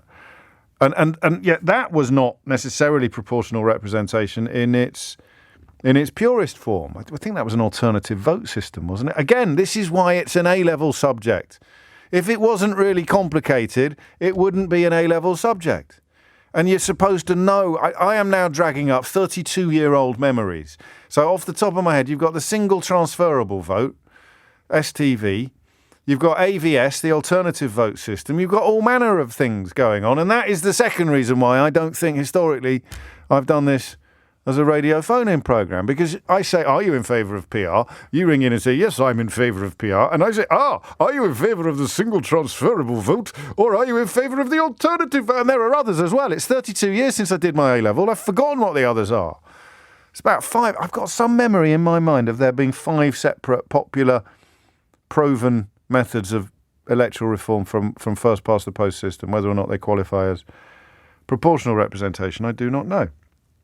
So, the motion called for Labour to pledge PR reform in its manifesto, to change the electoral system in Sir Keir's first term in office if he wins the election, and then to hold an open and inclusive process to decide the specific proportional voting system it will introduce. The Mayor of Greater Manchester, Andy Burnham, is on side with it, particularly strongly, actually. He's the guest on this week's Full Disclosure, which we've already recorded, and he makes a point of banging the PR drum. Uninvited, I think, on a couple of occasions. Make sure you listen to that, actually. It was a fascinating interview. Left-wing MPs, or perceived left-wing MPs, John McDonnell, Clive Lewis, are on side. Burnham said it's time for like-minded people to reach out across party divides and agree a wide-ranging programme of political reform, even if it meant Labour was not in overall control of future governments. So there it is. The Labour movement, if we can describe a conference as a crucible of the Labour movement, and I honestly think that we can, wants PR. Tories are terrified of it, by the way. Tories are terrified of it, not least because their coalition, if you like, within their own party is the most fragile. You know, the idea that Rory Stewart sits in the same parliamentary party as Andrew Bridgen or Desmond Swain is actually something that is a consequence of the first past the post system. There's the additional member system as well, of course, which is what I think they use in the Scottish Parliament. AV is not actually proportional. The party list system is there as well. You see, we're off now. This is it. I'm getting flashbacks to my A-level. I did quite well in my politics A-level, as you'd expect, I hope. But I mean, it was 32 years ago. So the idea that I'm going to be able to remember it all is pie in the sky. But the reason why the Tories, I think, are opposed to it, and this is A-level essay territory, this is an opinion, this isn't counting, is because a party in which Rory Stewart can sit next to Andrew Bridgen is not a party that would survive, I don't think, under proportional representation. You would split because you would still be in with a chance of both representation in Parliament and winning power. Coalitions often throw up compromise candidates as their leader, because the parties that have decided to join forces to govern will agree upon the thing they can agree upon. It won't be simply the case that I'm the leader, I've got the gig. So there's an awful lot going on. And as I have probably demonstrated in the last 10 minutes or so, I do understand it, but I don't understand it. We're doing this a lot at the moment, aren't we? Having been sworn enemies of cognitive dissonance on this programme for the entire post-Brexit period, we are now embracing cognitive dissonance with the enthusiasm with the zeal of a convert. I get it, but I don't get it. I know what it is, and I just would need to swat up on some 1990 era textbooks currently nestling in my loft, and I don't think they're nestling it. They might be in my mum's loft, actually. I could get up to speed on it and deliver a speech by the time Sheila Fogarty gets here at 1:00. But I still don't fully understand the passion of particularly a younger generation of Labour supporters who are of the view that this is the single most important issue facing British politics in general and the Labour movement in particular. And there it is. What do you reckon? 0345 6060 973. When I was a young man and I did this in debating, I think the conclusion was that the first past the post is far from perfect, but it delivers an ability to govern robustly that is of greater benefit to a democracy than more accurate representation of the electorate's votes. Does that make sense? Because it's not just about, if I say, do you want to live in a system where every vote matters? Of course you're going to say yes. If I say, do you want to live in a system where every vote matters, but it delivers constipated government? There are examples, aren't there, of countries with proportional representation having to have 10, 11, 12 elections. I'm exaggerating slightly, but a year after the first election result came in, they still haven't actually managed to get a government together because everybody's arguing about who's going to be in it and who's going to lead it. So I think it is, well, we'll find out whether or not it's an interesting conversation or not. If it's really boring, don't blame me. I've spent 20 years avoiding it. 19 after 12 is the time. To PR or not to PR? That is the question. Whether 'tis nobler in the mind to suffer the prevarications of non-first-past-the-post politics or to face the slings and arrows of outrage. No, I can't keep that up. So it's because I was flashbacking to my A-levels a minute ago. I'd just gone all Hamlet. John's in Koblenz in Germany. John, what would you like to say? Hi, James. You've been hitting all the topics with me today. I wanted to talk to you earlier as well. Fantastic. I think it's a masterstroke from Labour, personally. Well, they're not going to do it. I don't think Starmer's going to do it. So it's a. Anyway, carry on. Speak as if he is. Right, potentially yes. A masterstroke then. Because with the situation with the Scotland, I don't see Labour being able to take outright control anyway. And it's always better to be a part of something than not be in it at all, right? And if you look at the situation here in Germany, where we have PR, we do allow the fringe factions to get in, like, for example, the AfD. But once they're in, they have to participate. Yes. And so they can't just be recording films in the back of taxis claiming that foreigners are bringing the country to its knees. They have to actually... I mean, the problem I would point to would be Farage's mates in the European Parliament. They were compelled to participate, but didn't, if you see what I mean. They did manage to sort of not get involved in anything. Yeah, of course. But they were such a small number there that it was very obvious that that's all that they'd turned up to do. And a far-right party in the UK is not objecting to the existence of the parliament that they're trying to get into, so they wouldn't be able to sort of finesse that hypocrisy, would they? They'd actually have to try. Subjectively, parties like Reform UK, for example, they're going to want PR. Which one's that? Is that the lad who used to be in Lewis?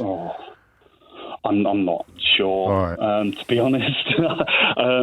They all kind of make the same noises. But they probably also object to being described as far right. But we can call them fringe parties, if you like. I think that's fair.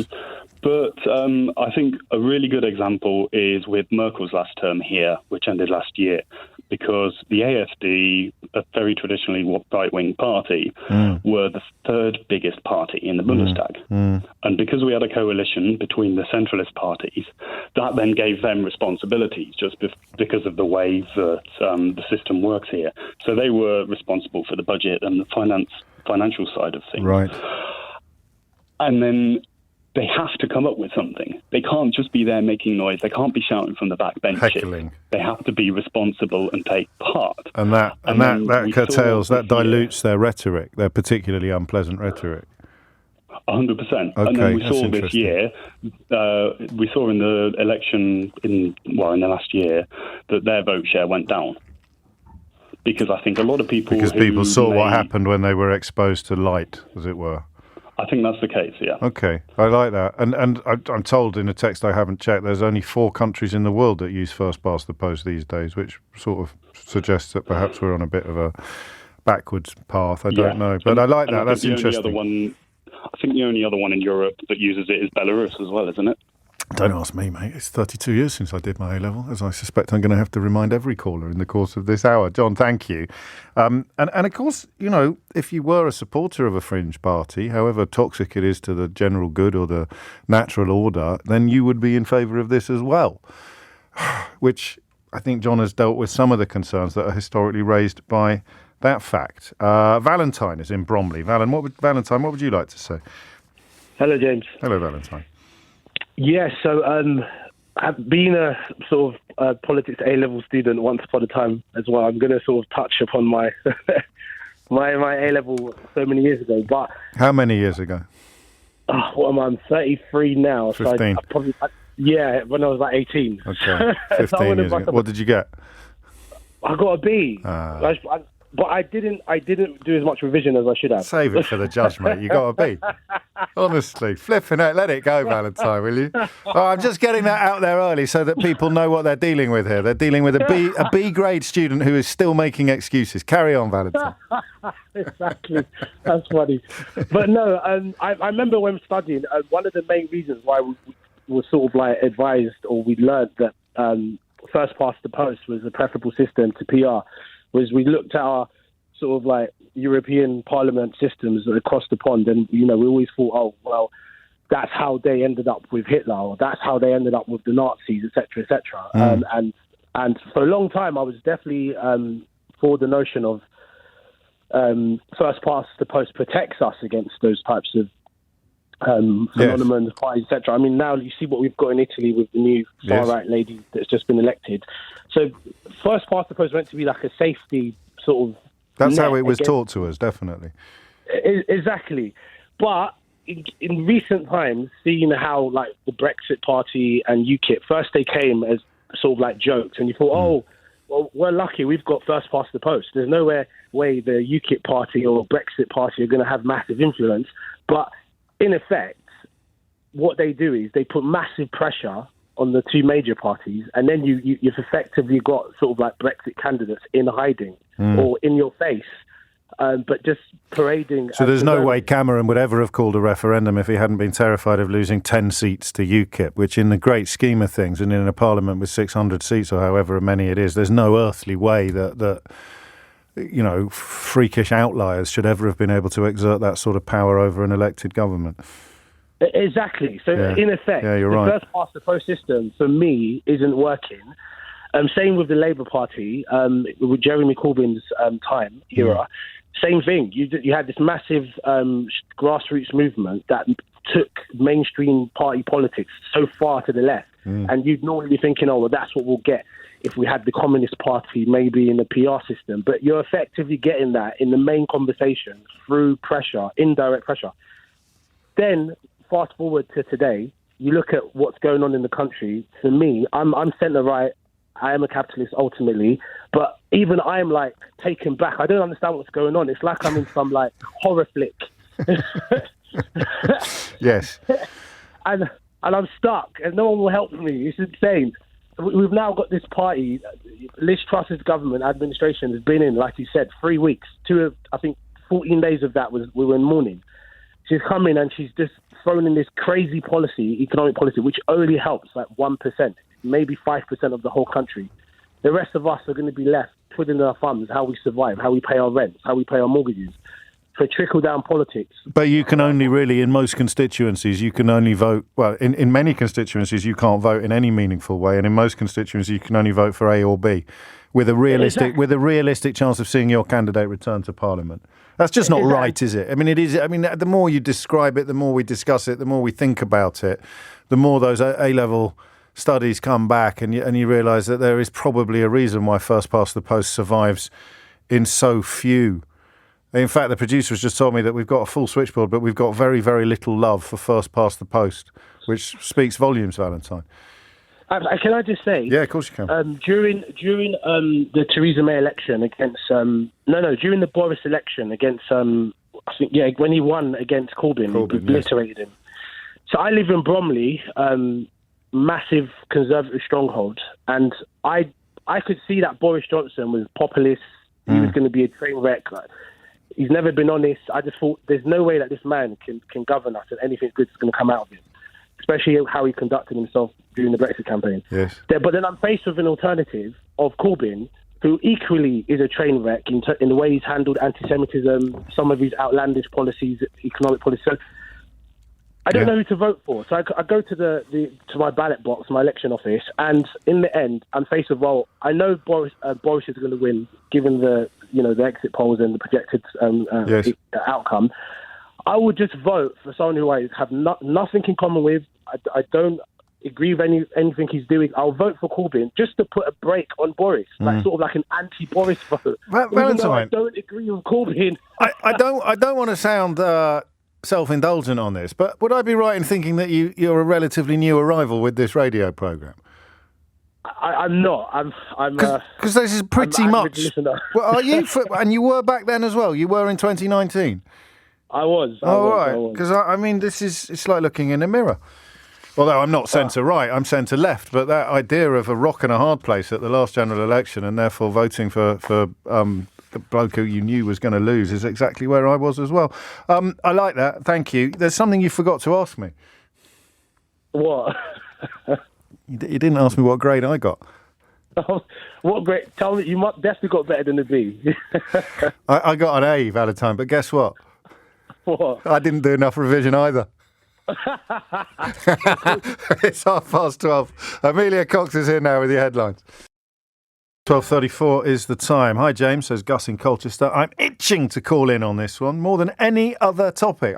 Maybe I got it wrong over the years, thinking that this was just a bit dry, a bit dull. But I'm supposed to be working, so I can't. You're texting. Mate, don't let the boss find out. All the reasonable objections to PR are based almost solely on the protection of the party system.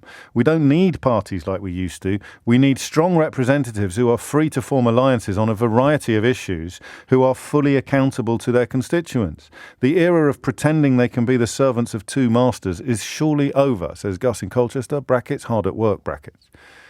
I take your point, actually. I mean, if you're thinking about being an MP, it would be a more attractive prospect if there was a lot more room to manoeuvre, wouldn't it, than if you were expected to toe the party line regardless of what it was. And quite a few of you pointing out well, Carol even accuses me of defending first past the post. I don't think I was defending first. She says, I cannot believe that you're defending first past the post. The United Kingdom, the United States and Belarus, as far as I understand it, are the three, not even four countries that have it. Surely that speaks volumes for PR, proportional representation. I think it probably does. 12:35 is the time. We are struggling to find anybody prepared to support first past the post, except Keir Starmer, oddly, who is currently minded not to put the Labour conference's motion to have it in the next manifesto, which is probably what Gus in Colchester has just explained, because it does, if you're going to be leader of a government in a first past the post system, and Keir Starmer could be forgiven for thinking that he's in with a pretty good chance of being Prime Minister now, then you wouldn't want proportional representation because it actually loosens your grip on power. I don't know. I'm thinking out loud. Gareth is in Welwyn Garden City. Gareth, what would you like to say?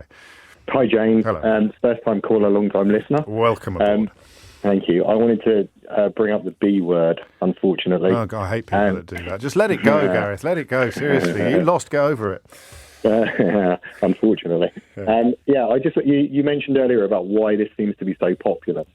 Yes. I think Brexit had a lot to do with this, that for the first time people felt like their vote actually did something. Whichever way they voted, I think they saw that they could have an impact. I think we've got such a malaise about people's opinions about having any influence whatsoever in their politics that the proportional representation gives them a bit more control. Yeah. And I'm just intrigued to see how that. But if we took that, and you probably know where I'm going to go with this, it also gives even more power to propaganda outlets dedicated to persuading people to act against their own interest, as Brexit proves beyond all doubt. Yeah. I don't disagree. I think your caller earlier dealt with that really well, the chap from Germany. Yeah, he did. He said that, they have to stand up to their opinions at the end of the day, and they, in the cold light of day. Whereas they could disown Brexit. They disowned it before the ink was dry, didn't they? It was, oh no, this isn't my Brexit. This isn't the Brexit that we voted for. Brexit is being betrayed. People are not proper Brexiters. You can't do that if you're sitting in a chamber claiming it. You say, go on then, do something. Absolutely, and everything since Brexit has all been a great way of covering up the failures of it. COVID's been a great way of hiding all of the negative of Brexit. So, yeah, I don't disagree, but I think your caller from Germany was absolutely right. I've had those concerns, And I think he put it brilliantly that in the cold light of day, they do have to then stand up and deliver against what they say. Is there a counter to that? I mean, the fact that Italy now has a neo-fascist prime minister, that's not ideal. It's a master of understatement, is it? I think people need honesty and truth to start with. Right. And I don't think you can have that in a party, as you've just said, where you've got to follow the party line, and where the party line is so broad. Well, you're ducking the question. I'm just pointing out they've actually got their first neo-fascist leader since Mussolini now. Well, he wasn't neo-fascist, he was the original fascist. Yeah. Well, I think his chickens are going to come home to roost, aren't they? We shall see. Her chicken. Right. Yeah. No, I don't know. I mean, you're clear, and I wouldn't answer the question either. Because I don't really understand enough about Italian politics and the intricacies of it to know whether or not PR has played a huge part. Whether they'd have won under first past the post. Would James O'Brien be discussing PR if we currently had a Labour government? Yes. Next question. These people think they're geniuses. Ian writes, definitely do another call in on PR. I tried getting through, but I couldn't. Sorry about that, Ian. It's first past the post on our switchboards. Keith's in Worcester. Keith, what would you like to say? Hiya. So I don't actually buy the argument that we shouldn't have proportional representation because people like Farage will get them. Because essentially what you're saying there is that there is a group of people over there that have voted for that person or that way of thinking. And you're saying to them, I don't like what you are currently thinking or what your opinion is, and therefore I'm going to deny you representation. It's wrong. Yes, I do see your point. It's not quite what the thinking is, because, the idea of certain political movements being repugnant or pungent, it holds true throughout history. It may be you may think it's unfair to put Farage in that category, other people listening won't, but you do want to have a guard against, for example, a Nazi government, don't you? Or an anti-Semitic government. You do,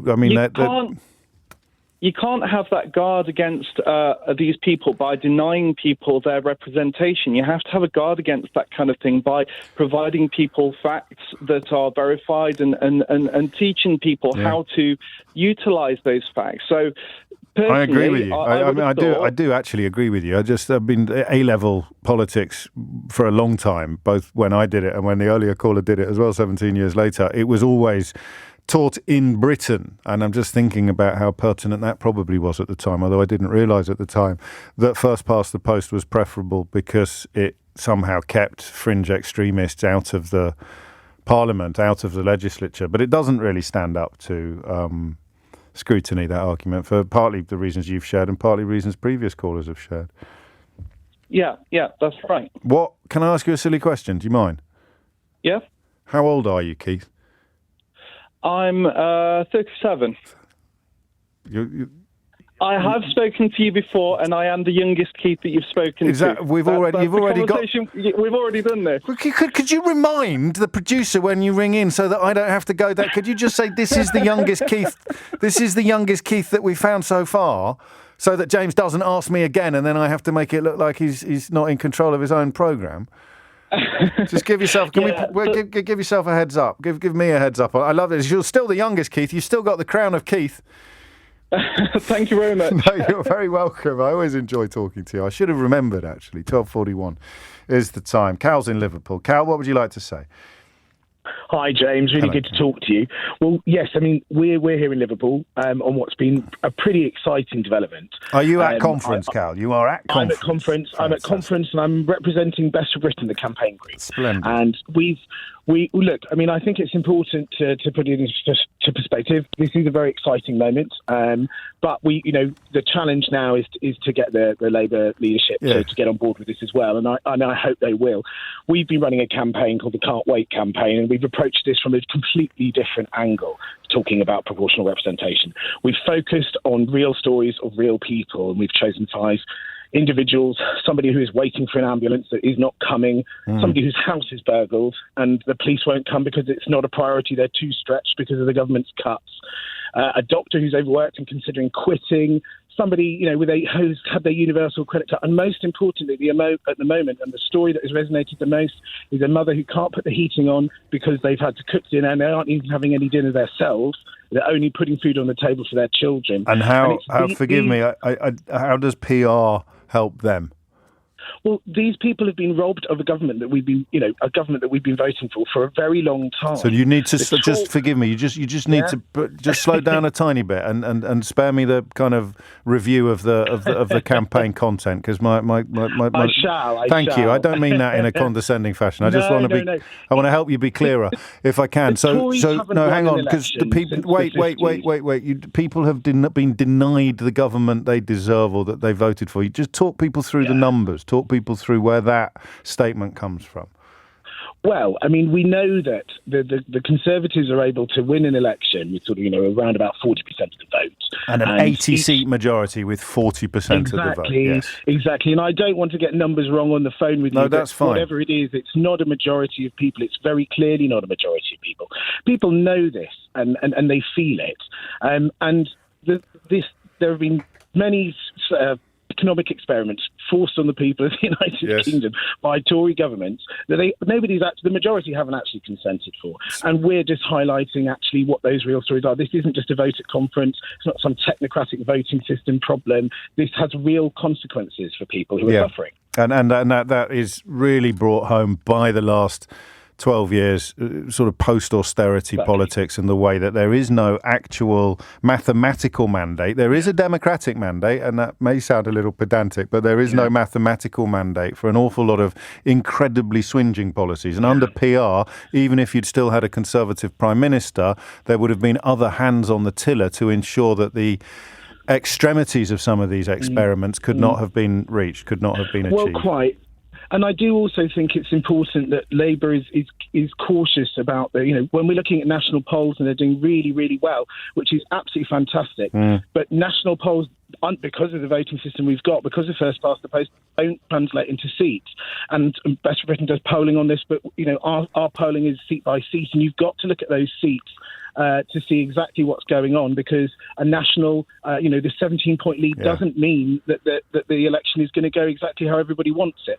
But that is Starmer's thinking, isn't it? Probably, as he's thinking, why would I want to have other hands on the tiller when I get in charge? I mean, that is the corollary of what we've just described together, isn't it?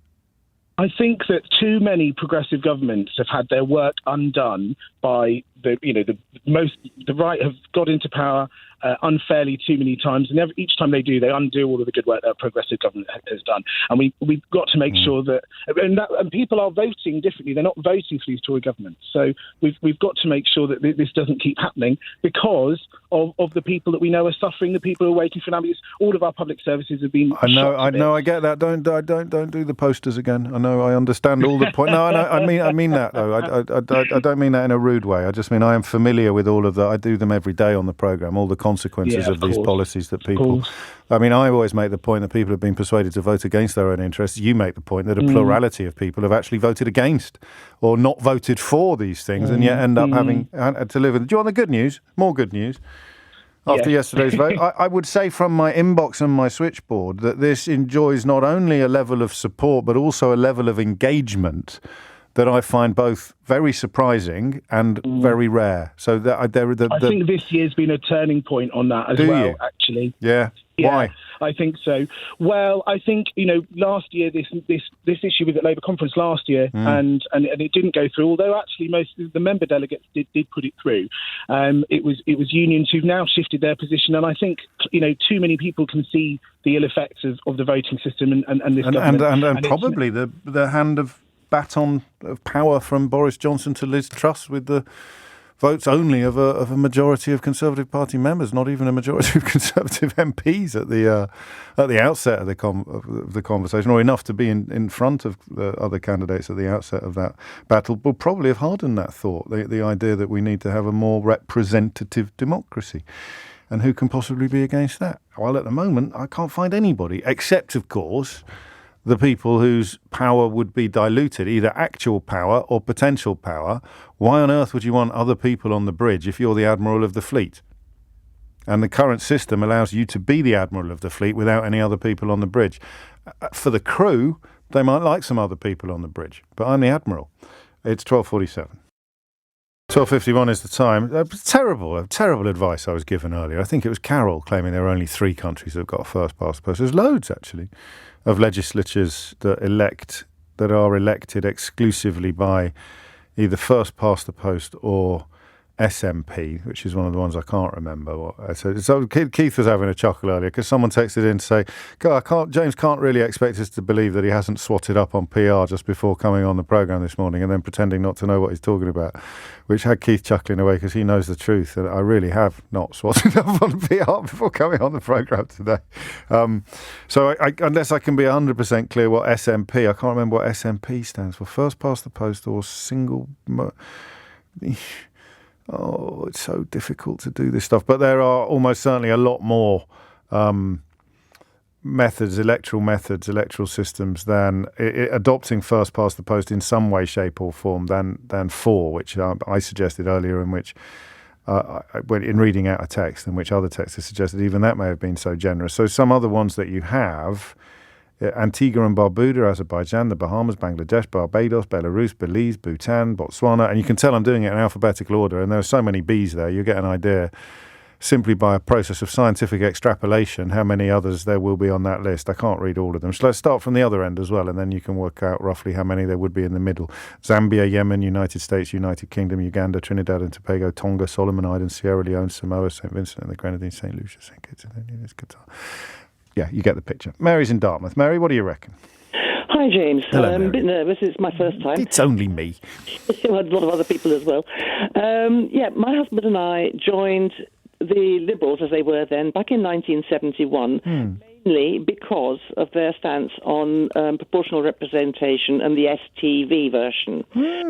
Which we have always championed. Yes. I haven't looked back at anything either. So Is that the Mayor of London? Is the Mayor of London on single transferable vote? I don't know. Nor do I. I should know this stuff. I shouldn't really be. But anyway. The main objection then was that because it would involve a multi-member constituency, so there'd be bigger constituencies electing several MPs. Yes. So back then, everybody thought, everybody wouldn't be in touch with their MP, right. Far flung. But now with Zoom and all the rest of the technical stuff we have, that objection has been thrown out of the window. Yes, it has. And the only objection was that without certain conditions. And I think Italy suffer from this. Right. That too many small parties would be elected, and I think that's what happens in Italy, or has and recently has happened in Italy. But I think STV has that in mind, and you have to get a certain proportion of the vote. I hear you. So you remain an advocate of the single transferable vote. Yes. 52 years later. Yes. You've not been a very effective campaigner, Mary. Well, I have campaigned for Liberal Democrats, which is what I could do. Yes, but this hasn't been. I mean, I suppose Nick Clegg got that vote, although it wasn't for proper proportional representation, and it got rather subsumed, didn't it, in the Westminster weeds, and it was a false dawn, I suppose, for people. Well, it was. And I did say when he shook hands with Cameron that we'd be blamed for everything. And so he was. Mary, that was a sparkling debut. Did you enjoy it? What? Your debut on the programme. Oh, right, sorry. Did you enjoy it? It wasn't as bad as I expected. That'll do. I'll put that on the next billboard. Mary and Dartmouth. It wasn't as bad as I expected. Thank you, Mary. I look forward to the next one. Everyone's telling me what SNP stands for, but quite a few of you misheard me. I know that the SNP stands for the Scottish National Party. I tried to Google SNP myself to see what it stands for. Apparently it stands for Sexual Marketplace. But that's not what we're talking about in the context of vote systems. In the context of vote systems, I think that, and Eric thought I said STV when I said SNP. Eric, I do not need you to tell me that STV stands for single transferable vote. We think it's not my enunciation. He needs to wash his ears out. It is single member plurality, isn't it? Oh yes, single member plurality. Erin is in Amersham. I'm going to say it because I don't say it often enough. One day I'm only going to take calls from people whose initial of their name and initial of their place of calling from are they exactly the same. Today it's you, Aaron in Amersham. What would you like to say? Thank you very much, James. So I'm going to have to make a confession that I haven't listened to the entire show today. You've only got 2 minutes. You've only got 2 minutes. Yeah, so fill your boots. I've got the last. Go on. But here's the point. I've got some first-hand experience being elected as a local councillor, and one of the take-homes of the situation as I see it was very, very little got done because you couldn't really get people to agree. My first-hand experience was that. Yes. So it was a very, very, very slow turning wheel. Now, and I'm still young enough to actually want to get things done in my lifetime, but that was. So you because so many different factions were represented on the council that you were elected to, the council couldn't. You lacked clarity and leadership, as it were. Absolutely, it was. You walked into my trap there. You walked into my trap because we've got an absolute absence of clarity and leadership from Boris Johnson for the entire duration of his tenure, and he was put there by first past the post politics. Well, there you have it. So will we, here's the question mark for everyone to take away, will we get leadership and clarity with another electoral system put into play? Now, I would be an advocate for it if I truly believed that we could. Yes, fair enough. Because I believe in the democracy of it. But if we have well, that is historically the argument, is that you have too many cooks spoiling the broth, as it were, and too many people pulling in different directions. I don't know. I'd need to know more about your specific experiences as a councillor, but I needed someone. I'm delighted that you came on at the end to sound a voice of caution because, as I said to Cal from Best for Britain, that is rare. But it's three things that have happened that are quite rare. Number one, my instincts are wrong. It's a fascinating phone-in subject that we will return to again. I can't believe I've wasted 18 years never doing it on a regular basis. Number two, this level of engagement and enthusiasm and consensus is very, very rare for what I always thought historically to be a politically dry subject. And I can't remember what number three is. That's the problem with multiple voting systems, isn't it? You want a nice binary choice, and then you'd know exactly where you were standing. Number three lost in the first round. Number three dropped out. The first Sheila Fogarty is here. The first Sheila Fogarty is here. The first Sheila Fogarty is here. The first Sheila Fogarty is here. The first Sheila Fogarty is here. The first Sheila Fogarty is here. The first Sheila Fogarty is here. The first Sheila Fogarty is here. The first Sheila Fogarty is here. The first Sheila Fogarty is here. The first Sheila Fogarty is here. The first Sheila Fogarty is here. The first Sheila Fogarty is here. The first Sheila Fogarty.